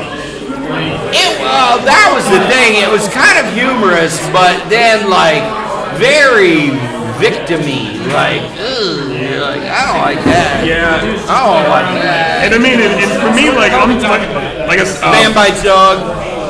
Man Bites Dog. That Belgian movie where it's where this film crew is following around basically this kind of serial killer. And they're open about it. Right, he's very open about it, and they're talking to him while he's killing people, and you know. No, this is a European French movie. I was gonna say, yeah, no, I know what you're talking about. Didn't they? I think they made a Korean version of that. I remember, no, because that title sounds familiar. Yeah. I think they made a Korean remake of it. And the whole point is that the filming or the audience is what is sort of inciting the killing. Like, he's performing for the audience as a serial killer. It sounds like a Black Mirror. I was gonna say, it was like a pre-Black Mirror, but it was all in black and white too. Yeah, no, that's kind of up there with like Ichi the Killer. Like I've never seen Ichi the Killer, but I always just heard it was like super gory and stuff like that. So I think so. Yeah, that's one of his. Yeah. Well, in terms of movies I really like that are not so bleak, I like Wong Kar-wai or Kar-wai Wong, like Happy Together and Fallen Angels, like those movies from the olden days of like Chinese, like the pinnacle of Chinese movies. Yeah, they're not like martial arts movies. Right. Yeah. I was gonna say I saw Chungking Express in college. That one was. I was gonna say that one was okay. And then I saw the most recent thing of his that I've seen was The Grandmaster. Yeah, The Grandmaster was good as like a deconstruction of the whole martial arts genre. Yeah, and like everything that could be in a martial arts. I was gonna say I mean. I don't know when it comes to like when it comes to martial arts. Yeah, like when it comes to martial arts movies, like I'm like a kid, so like that's I've got like a huge section of like martial arts movies at home, and so for me, like coming off of like watching like Donnie Yen beat Ip Man and watching Tony Leung, what is it? Tony Leung play like the older. He's in all those movies. He's really good. Chungking Express is good, but then there's like that other one that's like The Invention of Love or something like that. And then I saw 2049, which Yeah, 2049 I like. I was gonna say I think I actually like that it's one like a little this bit more. futuristic, like and robot girlfriend. I was gonna say, I love film noir, so and I love cyberpunk and stuff like that. So And I mean, those movies were for me like where China took over the future of making movies. Yeah. Visually, like story-wise, like Chinese people will make like all the great movies in the future. I was gonna say, I think, and we'll all watch. I was gonna say, I think what did that, what really kind of like catapulted me into loving movies from Asia, other than the girls, is Crouching Tiger, Hidden Dragon. Yeah. Just because I was 13 when I saw it, and so I had never seen anything like that before in my life. So, and I always wanted to go to China and move to, and live there and stuff. And so, like having China being brought to Why didn't you? Well, I'm still working on that. You can. On that. Actually, no. In that respect, the thing that had that effect on me was Ghost in the Shell. Yes. That anime, Yes. I loved Ghost in the Shell. I love that. It's funny too. When the live action movie came out, like I went back and picked that I up. watched the live action movie with Scarlett Johansson and everything. I thought it was good. Yeah, I thought it was fun. It wasn't as good as the whole series, Right. but Here's my thing with that. Everybody was complaining about Scarlett Johansson and how the movie wasn't like beat for beat remake of the anime, but I'm like, you couldn't, because visually you could not recreate that. And not even just that. I was gonna say, if you want something that's as dense as that, the first Matrix movie pretty much does that. Well, the first Matrix movie is like a condensation of the overall concept. Right, yeah. But you're not gonna get like 13 episodes Right, of all the yeah, development of all the yeah. different. Yeah, I mean, if you're into like retro cartoons, basically that like expand your mind, Ghost in the Shell. Yeah, you can't go wrong with It comes Ghost in the Shell. out of like this whole world that they've never been able to recreate something like that. Yeah. And I think it was originally like a comic book. Like It was a real comic. manga. Yeah, Manga, like yeah. legit turn the pages type stuff. Yeah. So I'm curious, where do you guys see that stuff going now? Like, I mean, this is all. Yeah. We've been talking about Letterboxd I going know. on the 90s and 2000s. We're in 2010s. I know. So do people still care about this? And if they do, how is it being preserved? How are we going to work on it? What's the new art form? Well, when you think of like American animated stuff, the South Park and the Simpsons, like nobody in America is really trying to create the future in the way that like Asians are, like they're commanding the future. And they're creating these visual images, these stories about the future that we are all just immersed in this day-to-day political debate where like you watch South Park and it's all about Mormons and hilarious, but nobody here is making anything about the future. Yeah. Also, like animation techniques are just like everyone wants to like cut costs, so Yeah. you get like a proliferation of like just really like corner cutting animation styles. Yeah. Nothing's as robust as it was like 10 or 20 years ago. Yeah. And actually, I think to go along with that, I think filmmaking in terms of America, I feel like it's kind of at a stagnant pace. Like every now and then you'll get something that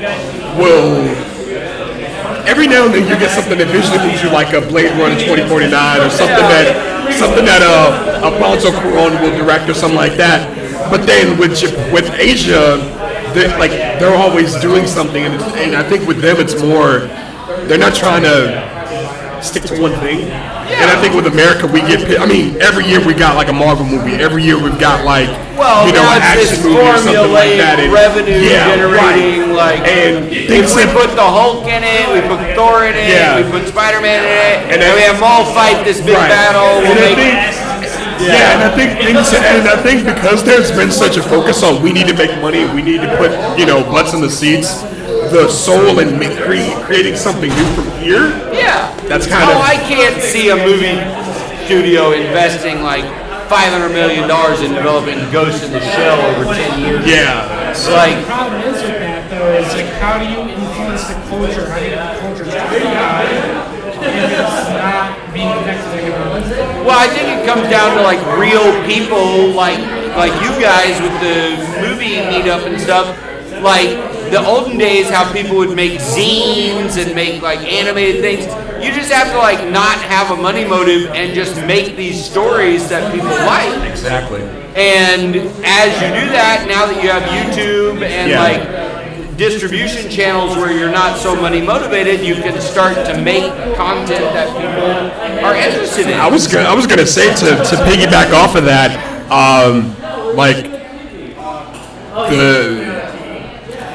I think independent films are doing really good now. Yeah, I think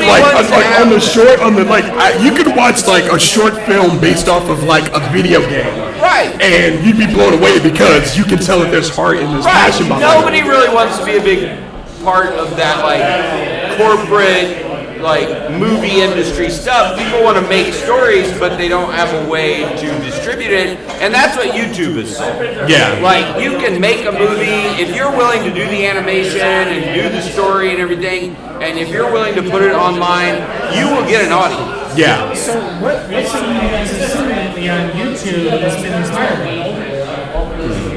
I like Liza Koshy. Like, I don't know if you guys ever watched Liza Koshy. She's this young lady, like, she makes these really funny videos about her life, and they're really funny. They're good. So it's like kind of like... Yeah, they have, YouTube has all kinds of, like, independent, like, content creators that just make videos. So what you're talking about is, like, kind of like someone's life. Yeah! It's like kind of a documentary. Right, no, not a documentary, just your real life of doing stuff and talking about things. I think she's a social media personality. Yeah, but one that's very engaging and real, where you kind of root for her in these videos. And it's like watching somebody you know, like going through these life experiences. You're like, yay! That's totally cool. Yeah, I think one thing that I saw a few years ago, it's kiddish, but so they made this guy made this Power Rangers fan film, and like I saw it and I was like, oh my god, and it was dark, it was great, it was serious, and I'm just like, oh my god, like where more of this, you know? And it got to the point where like the original creators like they started talking about it and all this, and they actually shut it down just because like they started cursing and all this other kind of stuff, and they shut it down for branding reasons, to save their brand. And even like one of the guys that was originally part of like the show, he was like, I'd love to do it, but you know, but the reality is, if you're willing to do the work and create the content, and make it, you will attract an audience, because most people will just talk about it, most people will have ideas, but when you see somebody who's really invested in doing the work and creating the content, it will attract people to watch. And that's the main thing I would say, is you just have to commit yourself to doing the work. I'm worried about that, to be honest. I know what you mean. Like, I mean, there's a good work ethic thing you're talking about. I just feel like the internet is so saturated right now. There's so many things to compete with. Let's say let's like our podcast right now. We were solving all the problems of life. Yeah. We might exactly. We have 3 people watching right now. Let's say we 10 years from now, it might be 50,000 problems right now. The problem is that we're competing with like Pornhub, YouTube, Hulu, Netflix. There's so many different things going on. But dude, imagine if you started a band and we had to do a show in some shitty bar in Chicago with 5 people in the audience.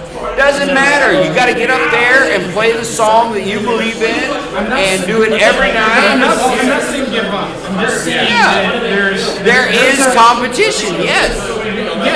And you have to beat that competition by providing something valuable. Absolutely. Exactly. Also, I think that on YouTube, it's a totally different medium than what I consider to be movies and cinema. Yeah. Absolutely. I don't agree. I think it is a film. I agree with that. It's a movie. But the way we can see what's going on this screen right here is a lot closer to like what Or Andy Warhol type thing. Or going to a theater and watching not watching. Yeah. Like, there's a very different thing. Well, but back then, Who's ever watched this now has their phone and their computer out at the same time? probably. And they're probably doing 4 different things at the same But time. You're not going into a dark room to like sit for like 2 hours. But when you say that with like the Nosferatu or like that kind of environment, what they were dealing with was that medium was super expensive to produce. I mean, to be able to make a 2-hour-long movie on film with editors and everything like that would have been an astronomically expensive thing to do. So they had to invest a lot more in this structured storytelling methodology that made it interesting. Whereas now it's very easy to produce the video content, and so we have more flexibility to really express what we would actually say. And to Zach's point, I think what we're talking about is we're talking about creating content, not necessarily films. I mean, we're really just But films were a way of interpreting the content in the constraint of that financial burden. I can go along with you, and I can say that like films might be a highfalutin term for content. I mean, why wouldn't you say that about theater in that case? Like, why would you have Shakespearean theater when you could just have YouTube? Have you guys seen Transformers the last night? We did! I like the fact that this computer might be a transformer. I was gonna say, no, I saw that movie on the computer, and I never watch movies on the computer unless they're terrible. And yeah, that was. I was gonna say that was a chore to get through. Of this time that we live. That was a chore to get through. What if we're living in virtual reality and these are all robots? That movie was a chore to get through. I'd rather do homework. Yes, I'd rather do homework. At least I get knowledge. What we'd like you all to do is Snapchat us $15 or send us your panties. Thank you. Do they have to express mail that? They can. They can express it, or they can just email it. You know, that's fine. Either way. Fair enough. Fair enough. That movie was a chore to get through. Oh, I'm sorry. Like it was Optimus Prime. Who's the guy who voices Optimus? Yeah, what Peter happened Cullen. with Optimus Prime? He what a narrative arc. That was. Yeah. Welcome everyone. Yes. Maybe I'm like the Dark Overlord of the universe, but now I'm helping humans. That's the oldest story in the world. Well, no, the thing that I didn't like, or at least in regards to Optimus Prime, I hated the fact that he got beat in every movie. Well, then he had, right. He had like, I was gonna say, he had like intergalactic enemies, and then he was like helping you. I don't understand. That was the thing I never understood about the Transformers. Like, okay, I get the fact that y'all are explorers. I get all that. You mean to tell me that y'all don't know how to defend yourselves? Seriously, you miss every shot? Every hero arc always happens. It's every single hero in any single like superhero movie gets the shit kicked out of them within the first like hour. It's Joseph Campbell. It's Joseph Campbell. It's the hero's journey. Yeah, I mean, of course you lose. You're defeated, and then you beat friends and you win. Right? Yeah, but not for movies though. You don't get beat every single movie that you're in. Come on now. I was thinking of this. I need someone to explain this to me. Dark Knight. Yeah. I'm gonna go at this. What? Like which one? Which Dark Knight? The original, the Dark Knight. The real, Christian Bale. Actual Dark Knight. The Joker, like everyone raves about it. It was right. Blowing up hospitals. Why did Commissioner Gordon have to pretend to be dead? Very good question. Like what was the whole thing? What was the whole point of him pretending to be dead besides fucking with his family? I think because knowledge is power. Good point.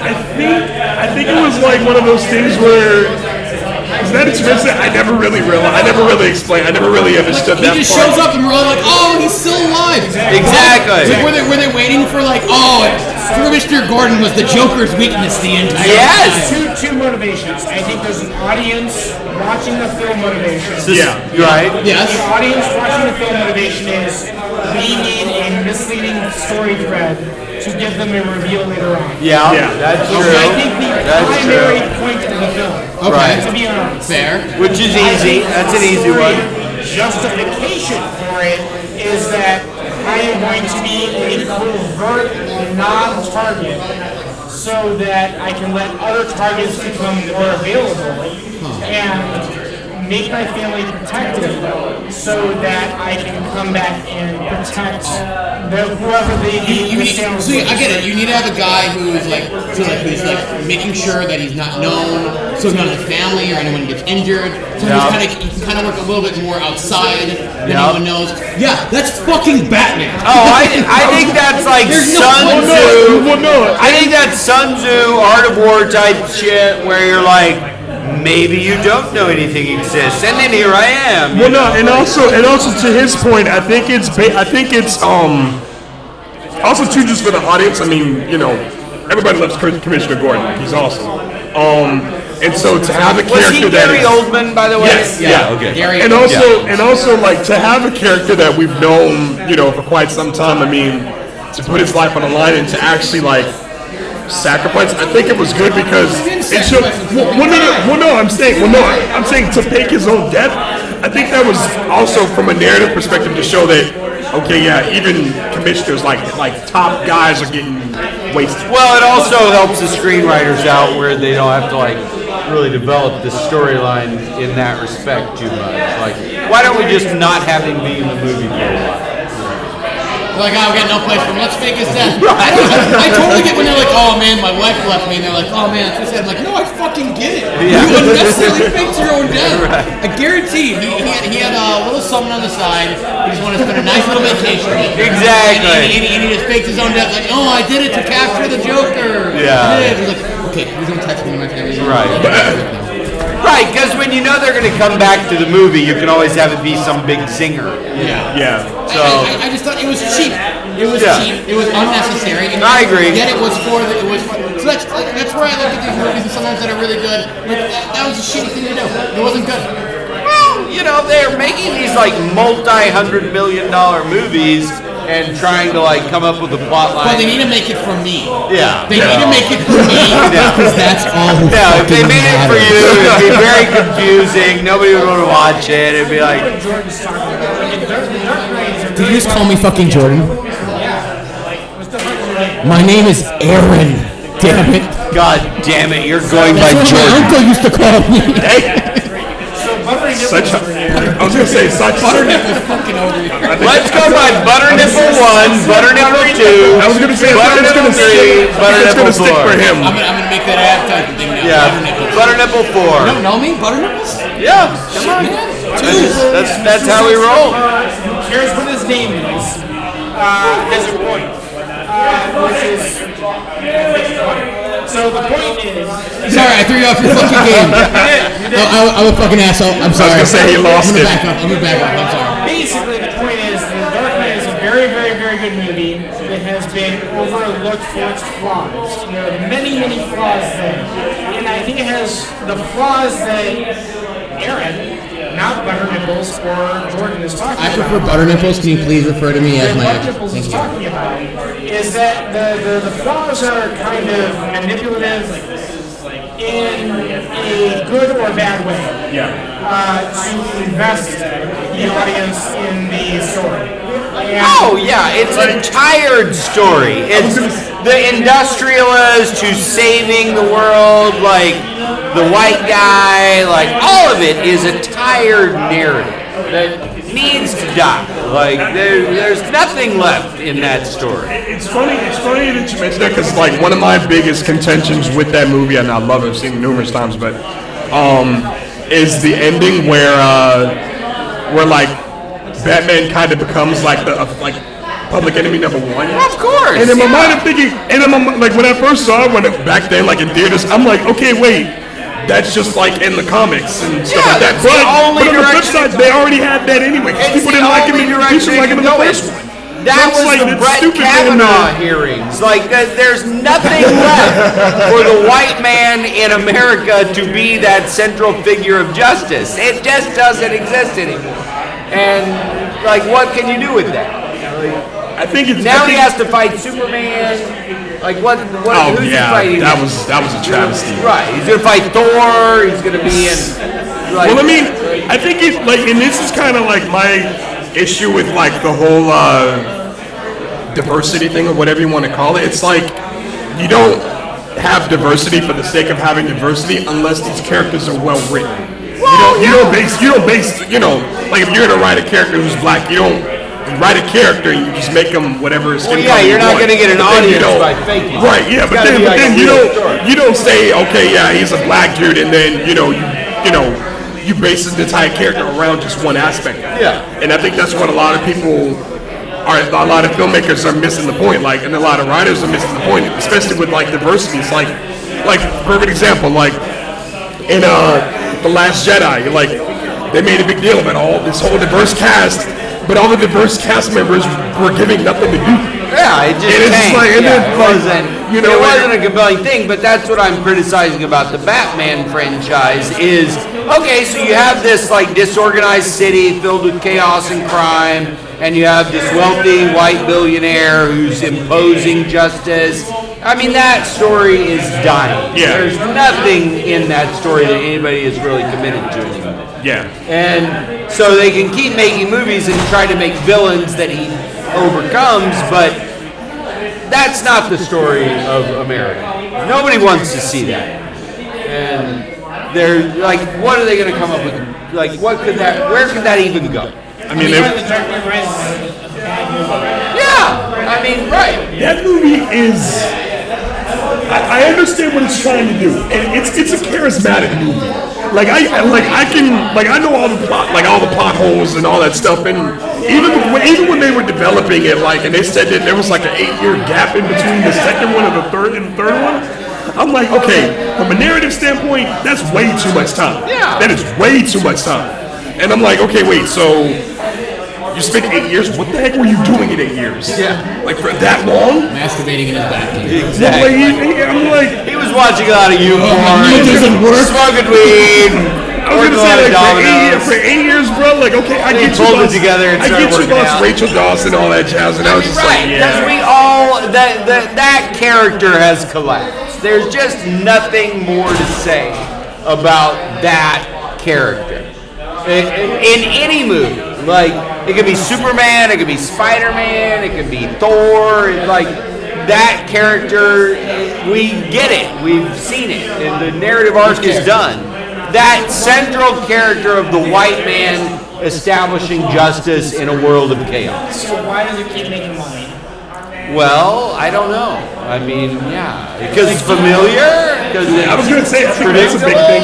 And also, I think, too, there are not a lot of characters, or not characters, but people of other races that are kind of stepping up and filling the void. Because it's kind of like, they don't have 60 years of comic book, like, cartoons, movies. Like, the establishment of those characters as revenue-generating characters took a tremendous investment of decades of work. That's why whenever they make a change to a character, like for instance, they're trying to have Michael B. Jordan play Superman because Henry Cavill's like disappearing. Yeah, I know, right? And what? That can't happen. No, that wasn't in the comic. Well, no. Here's the thing. But here's my thing. Don't do it to push them. Don't do it insincerely. If you're gonna make don't think you're gonna do it right overnight because, like, Charlie Chaplin to Christian Bale is a 100-year project of establishing this narrative of a certain type of character confronting adversity and overcoming it. Charlie Chaplin's a beautiful Batman. Right, you're not gonna do that like with one Black Panther movie and now suddenly, hey, the world's better now. Yeah, the world's better. We solved that problem. I was gonna say Black Panther was a bit overrated in my opinion. I mean, it was one movie. I'm just saying, like, if you see the construction of that worldview, it comes from like 100 years ago to now. And like that, and Black Panther is a perfect example where, you know, the movie became more about its politics than it did about, you know, whether or not it was good or not. Well, that was my issue with Black Panther. And that's my thing. That was my thing about diversity. You don't have a diverse. Write good characters. That goes for black. That goes for female. Anything else. And do it in the long term. You're not just gonna upend this whole worldview. Right. With one or two movies. it's going to take like a long slog through, Paul Newman type characters, like all through the whole narrative gamut of establishing this type of world and getting people to buy into it and watch these movies and adopt this worldview, And that's what Hollywood did with the 20th century cinema. Yeah. Which was, I think, what made Hollywood effective back then was juxtaposing Hollywood cinema with Soviet cinema. Yeah. And communism. And we need something like that now. Like, it can't just be trying to make another Marvel comic movie. Yeah. It's got to be some great historical battle that we all are invested in, and we want to see these characters win. Don't you think? Yeah. I think, I got my own qualms of communism, but I do get what you're saying. I'm just saying that motivated. We want another Rocky movie and where he fights a Russian. Exactly. I mean, that worked. Well, I was gonna say. But it worked in the 50s when they would have like movies where they're like courtroom dramas of like we're standing up for the little guy and like. Oh, Hunter Rider. Yeah. Yeah, I know exactly. Totally. I mean, but Hollywood has been a propaganda machine for like 500 years or however long they've been making movies. That's true. And that's not going to change with one or two like diversity films. Right, like, that's going to be a whole new propaganda industry that will take 100 years to establish itself. But kids who live in like 2150, those movies will be awesome. Yeah. I just read someone comment, indie movies are hard, good luck. I thought they were talking about Indiana Jones movies for a second. Indiana Jones movies were awful because he shot Arabs, and that was wrong. You were attacked my childhood. Oh, but when he just pulls out the pistol and shoots the Indian guy, racist. I was gonna say, what about the dude that put down my man's heart? Sword. He knew what he was doing. He had a sword, and therefore he should die. Black Lives Matter. Oh gosh. Oh gosh. That was pre-Black Lives Matter. I was saying sword control right now. Let's all discuss this. When a man has a sword, you should just like accept his authority. That was his. You can only fight him if you have another sword. That's not. I think what was it? I just want you to know this is all wrong. I was gonna say, actually, could we bring back fencing? Could that be a thing? Like, I mean, I feel like that would help at least some of the issues here, like in the city. Like, get rid of the guns, replace them with all this, someone just coming up with a big bastard sword. Right, yeah. That'd be awesome. Then it's gonna be like Dynasty Warriors. That'd be awesome if we could all just walk around with scimitars. Oh My gosh. buddy had a really good bit. He was a comedian who did this, and he mentioned the idea, like, he was thinking about getting it, like, him and his roommates were thinking about, like, the place has been broken into a lot and everything. They're getting worried. They're like, should we get a gun? And they're like, fuck no. No. We're a bunch of college kids. We get drunk all the time. We'll play with that gun and we'll get fucking each other killed. Yeah. So he was like, and then one kid like said, let's get a sword, and they started playing around the idea. Sword. Wait, actually, there's 3 possibilities that are going to happen, and all are terrible. Ranking in this. Number 1, you pull out a sword, the guy has nothing. What, are you gonna fucking kill a guy with a sword? And just No, you're gonna feel like a real asshole if you stab somebody. So the second one, that's not gonna make you feel good. The second one that's worse is you pull out a sword, guy pulls out a gun. Okay, you're fucking dead. The worst one though is you pull out the sword, that guy who breaks out in your house pulls out another sword. If that guy breaks into a house with a fucking sword, now you're in a sword fight. Now you're like knee deep in a sword fight over a stereo. That's a terrible. You're like, oh, get out of here, and he just pulls out a katana. You're like, oh, I'm fucked. I think we might have just thought of your guys' next movie, actually. Just 2 guys with swords. 2 guys. Shit. Actually, yeah. I just broke into your house and we both have swords. What the fuck? What do you have? That was unexpected. But here's the thing, though. I feel like the choreography would be amazing. It would be. I feel like the choreography would be just immaculate. It's more along the lines of Aaron's like punchline, which is like some blue collar guy. Wait, I thought his name was Ricardo. No, it's Butternipples. You're back to Butternipples and Aaron? Like, I think we just need to learn each other's names. No, I like this persona of Butternipples. I feel extremely marginalized by our use of names. Would you want to be Butternipples as well? Guy on left, Butternipples. Man Man number 3. Man number 3. I'm clearly number 1. I'm clearly number 1. Oh, man number 4. Yeah, that's how it always turns I am out. number 1. I'm the man from nowhere. So number 3 had a point about. I feel like I'm on the dating game. You're not on Man number 3. You're not. Do you enjoy swords and butterknickels? You're not a member of the union. You're not a member of the union, so you don't get to be named. Man number 3. I'm sorry, I keep interrupting you, man number 1. So number 3 had a very interesting point about this being like a satirical like confrontation of like two like sword fighters, and that's where I got you thinking of, you know, that's where it needs to be funny, like the other sword fighter come out. Of course, because it's totally unexpected in the modern world that you would break into somebody's apartment and both people would have swords. It's a motherfucker. Well, there's that Harvey Keitel movie where they're sword fighting. I can't remember what that was. Oh, Jet Li's the one. Sorry. Yeah, Jet Li's the one. You're right. Where they're all like in time, like consolidating. It's that movie. And then Harvey Keitel is Jet Li. Yeah, exactly. Yeah. That's what's so weird about it. The expert bring a Jet Li. Yeah, it's like, how the fuck did he turn out to be a Chinese guy? We didn't know that was happening. It's really good. That was unexpected. Fantastic. That was really unexpected. Jet Li's only the strong. Yeah. Only the strong. Unusual that he's actually Harvey Keitel. I didn't know the entire time. That's what I learned. That's what I learned from watching TMZ. So. Jet Li and Pulp Fiction. That's what I'm wait. That's my favorite movie. What did TMZ teach us about Jet Li and Pulp Fiction? Just that he's Harvey Keitel. And he visited the. I was gonna say he's the White lawyer. House with Kanye West.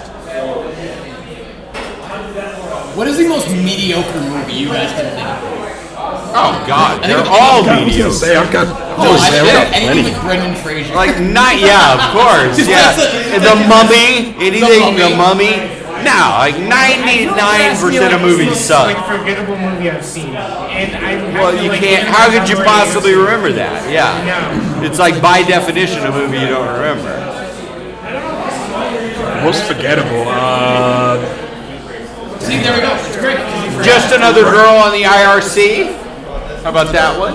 I remember See, this from everybody my forgot it. childhood, Passenger 57. Is that the movie where they crash the plane and it's 9/11 and there's really Arabs and it's that kind of stuff? Passenger 57 is one of those generic Die Hard rip-offs. Yeah. Oh, Yeah, I know. They came out in the mid-90s. It's basically just a movie about a terrorist rips off, like takes over the airport. Well, that it's a reminds rip-off of me. Air Force One. Yeah, Air Force It's a rip-off One. of Air Force One. Yeah, Air Force One. I have not forgotten Is about it Air Beverly Force One. versus Well, Passenger yeah, 57? and You also goddamn. all those Liam Neeson movies where his daughter keeps getting kidnapped, and Oh, you're like, yeah. how the fuck is your daughter getting kidnapped all the time? And why did they take her? Right, you're the Everybody worst wore- father of all I was time. gonna say no.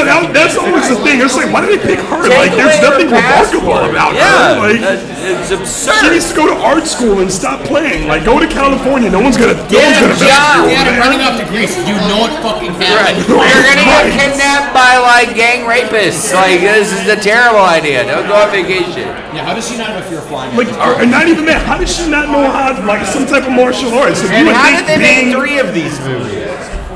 That Well, was the first 2 were good. Well, the first one was good. Second one was there.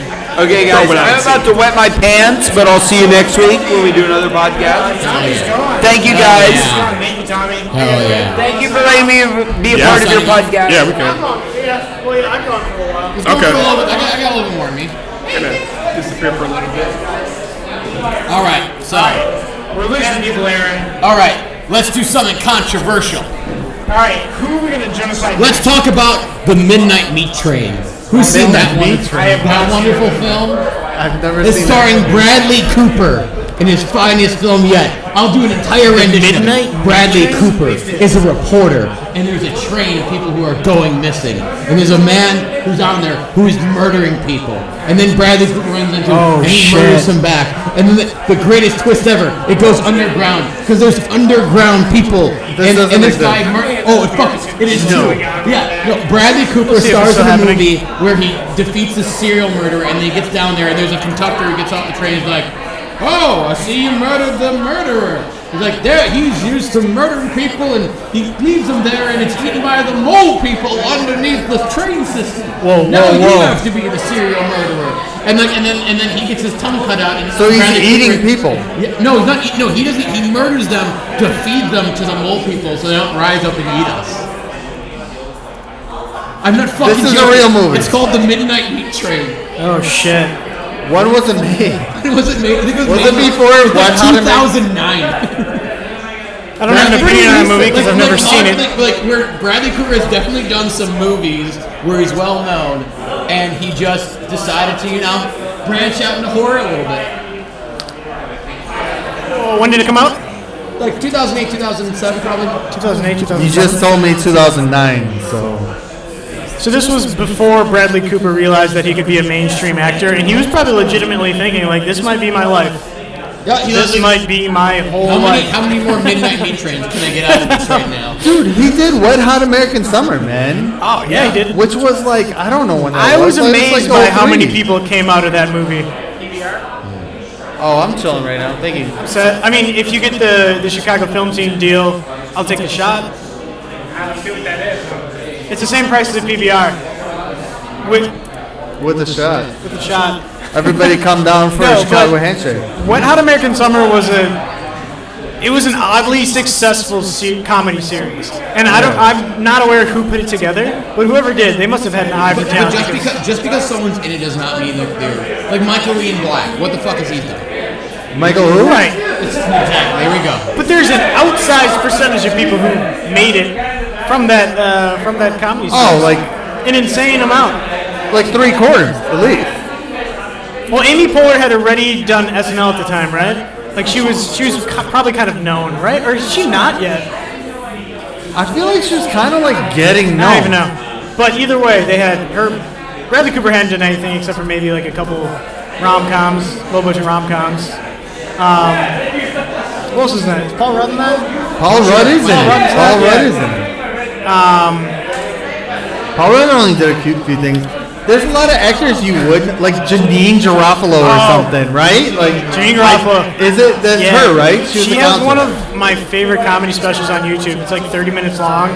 It's her performing it's like some Comedy Central special. But she was good. Yeah. Back in the day. I don't know who that was.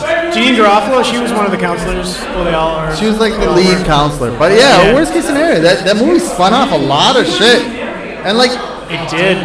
Like I don't know, a lot of other actors there are not as well known, but they're famous. Thanks for coming out, guys. Take care, guys.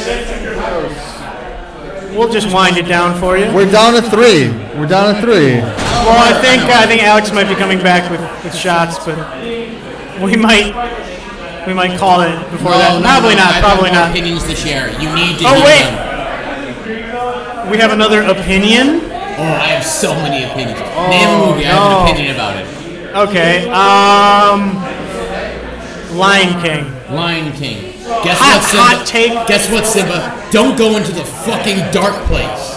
How about you just don't go in that one place? Like, whatever the sky touches, we own. What about that dark place? Like, what the fuck did I just say, son?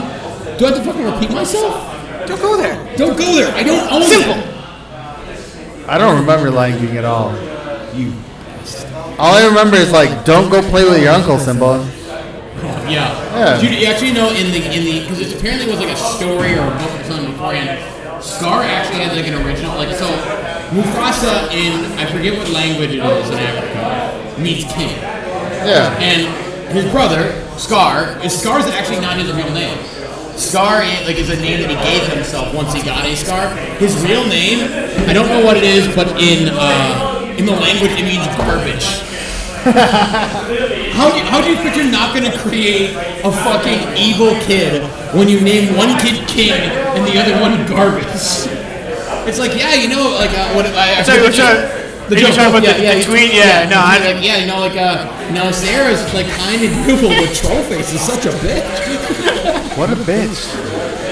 That's a father tweeting about his daughters. That's hilarious, man. Fuck, man. So right.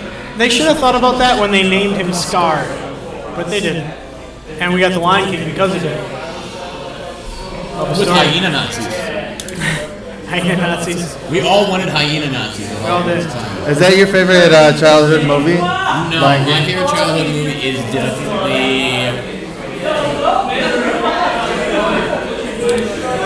What is my favorite childhood movie? Three Ninjas Kick Back. Oh hell yeah! With fucking Hulk Hogan.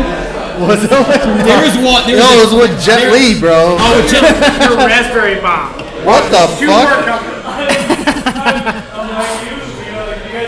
A raspberry bomb? Raspberry bomb. All right. Wait, you got yours? I will when the two more come. Oh, I'm feeling tipsy, fellas. Chicago film scene is living up to its name. Where did these raspberry bombs come from? I have no idea. I need to go to bed Raspberry tonight. bomb theory. So I don't know what the fuck we were talking about, so cheers to that. Cheers for that. Oh, we're talking about Three Ninjas. We're talking about Rocky, Colt, and Tum Tum. Yeah, I want to talk about. I saw all those things. And let's drink this shit, whatever the fuck it is.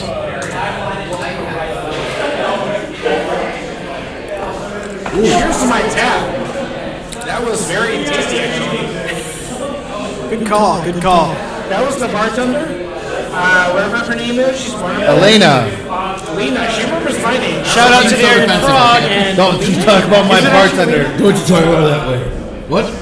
I don't know her name. No, the bartender is wonderful here. She has a boyfriend and she still is very nice to us. I see you acquired that information. Wait. She's still nice. She has a boyfriend. She's still nice to us. Yeah, she No, It's like she's paid. no. It's like she Be nice wants to get our attention to get money. Yes, I understand. Huh. Interesting. Whenever you talk to her, she's like, I got a We gotta get boyfriend. the bottom of this guy. No, I know. It's like the second thing she says. It's like, stop flirting with me. I have somebody who likes having sex with me. No, she's super cool. She said that thing where she's like, she said that. Stop following me to my car. Like, it's annoying. It's really creepy. Like when you wait for her after the bar closes, she gets a little weird. Saying it, but why get a taser? Like, it's kind of weird. Oh shit! I was waiting for my Uber. Can you just take me home? And then she threw rocks at me until I went away. See, that seems like overstepping your bounds as a bartender. Wait, yeah, I mean, honestly, please. Oh yeah, lean me closer. Lean me closer. A lot of unpopular opinions in the Chicago film scene. Jesus Christ. But it's fine because we only have 2 viewers, which means probably our 2. Just probably Yeah, Two right now. viewers, what do you want to see happen next? What are we going to talk about? Well, I wonder if Steve Reddington's still with us. He was with us earlier. Steve Reddington has long since went to bed. Steve Reddington, I thank you for your support. I really Appreciate it. Appreciate. And I wish you were still here. I'm thinking. You'll do. Wherever you are. Probably somewhere in the middle of the Probably somewhere around there. Probably somewhere. Quit smoking. I'm going to squeeze the boat. Steve Reddington's more than likely on a boat. Hey, Special K. No, I'm not. Just give us a topic. Special K, give us a topic. Special K wants us to talk This is about. our hot fire topic segment. Topic segment. Hold on. Let's pull up the Washington I've got a- Post. Favorite movie sex scenes.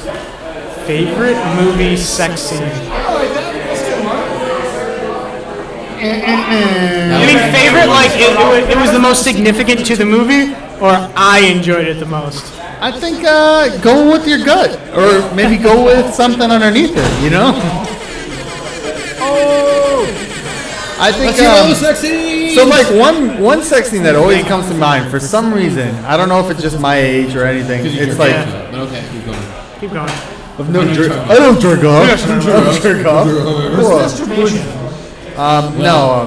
Let me take you guys on a journey. American Pies. Let me American just Pie. set the American parental. Pie. Nadia. I still haven't seen American Pie. Really? Yeah. Wow. It's I only fine. know about the infamous scene where he fucks a pie. But I mean, tell me your favorite sex scene. No, Oh, that pie later came out and said it was not consensual. No, I think it's. It's part of the Me Too movement. Ooh, actually another. Oh shit. Pies 2. Pies too. What was the pie symbol? The pie symbol. Pies too. Oh God, we're gonna be Apple, peaches, cherry, It's just Pie cobblers. squared. Don't forget about the cobblers, fellas. I'm now imagining like a Not funny. I'm imagining. I'm sorry. I'm imagining an infomercial where there's like a bunch of pies and like puppets. Like I have been sexually assaulted. What's the guy, Jason Biggs or what? Jason Biggs. The one who played the pie? No. Little did you know, actually, Christopher Walken played the pie in. I'm a pie. This is the genius thing. Why? Why are you sticking your That pie. Oh my! Your father did the same thing years ago I'm Sicilian. and he passed it down to his son, which is you. This By is the the way, pie. none of us are Christopher Walken. We cannot impersonate him. Yeah, nobody Stop has. us from fucking trying. So was Adam really gets off on this American Pie sex scene. No, I take that back. I take that back. No, I want take it to back. hear about it. Oh no, like the one where Nadia. You remember Nadia or no? It was the foreign chick from the movie. Yeah. What was her name in real life? What's her real name? Shannon. Wait, what are we talking about? All right, this is going nowhere. Anyways, What movie are we talking about? American Pie. Favorite sex scene in a movie? You go now. I have two. Okay. So one is Body Heat, where William. Have you guys seen Body Heat? Is that the one with all Can the you describe it guys? to our viewers in extreme detail? I can. So Body Heat was the first movie directed by Lawrence Kasdan. Lawrence Kasdan is the famous writer-director who started writing the Star Wars movies on Empire Strikes Back. The first movie he directed was Body Heat, which is like kind of like this noir film with William Hurt and Kathleen Turner. I don't remember the plot, except for that Kathleen Turner had a husband who was missing. With William Hurt was a private investigator who was obviously just, he wanted to fuck Kathleen Turner. It was clear. So clear. It was like one of those movies that was set like in the South, like New Orleans during the summertime, so like everybody was sweaty. Just sweaty and but in a really sexy way. So there was a night. So Kathleen Turner hired William Turner to find her husband. Heavy breathing. The plot. I don't remember if that's the case, but there's obvious sexual chemistry going on during the entire fucking time. And at some point in the movie, William Hurt shows up in her place, and they want to fuck. They obviously want to fuck each other. And he's in the driveway. Did she call him? Or he just was... I think she shows up. I think she shows up. So she's in her house. A little tip to our male listeners. He just shows up and fucks her. No, like she's like in her house, and he's in her fucking driveway, and it's like they're both looking at each other and just breathing heavy. That's the scene. And he That's like, how I have like, sex. shows up on her. Yeah, I just know. look at him. Tinder doesn't work this way. It's like a totally fucked up thing. So he shows up on her porch. And they're like looking at each other through they're through the porch glass. And it's like they both want to fuck each other terribly. And it's just like it's like they're waiting for one to make a move. And William Hurt, the dude, he's a fucking chair, and he throws it through the window. He throws her through the window? He throws the chair through the window. And she absolutely wants it. She absolutely wishes she's terrified. And then So, like, wait, does She ever couldn't make unlock eye the door? contact while doing it? I think she's a little terrified when it No, happens. but does he? Does he? It sounds like a precursor to a Me Too pose. And then he threw the chair through the window. I agree. No, I agree. Like, I mean, it's one of those things. Like, it's kind of dated. Like, is it rape or is it? I honestly, I feel like it's fake. I feel like if you watch the movie, I feel like it's a thing she wants. That's my opinion. But I mean, watch the movie.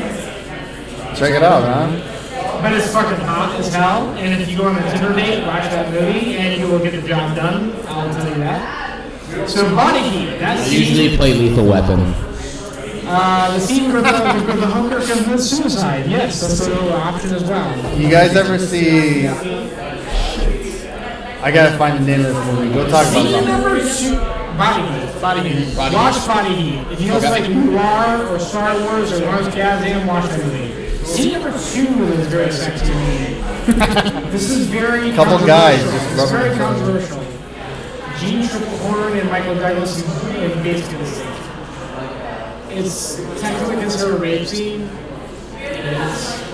But it's fucking hot as hell. I want to comment that he has a full erection right now. But keep going. Keep going. It's hard to see, but we can tell. Oh, we can tell. My hard-on is... He also has a rape fetish. It's what's the only thing that's holding this table up right now, so keep going, please. But Gene Tripplehorn and Michael Douglas in Rape Instinct, I think it's really good. It's really good. Gene Tripplehorn and Michael Douglas in Basic Instinct. Max, what is the best sex scene movie for you?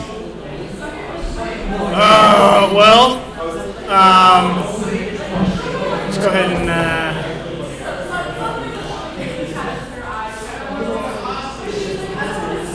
I mean,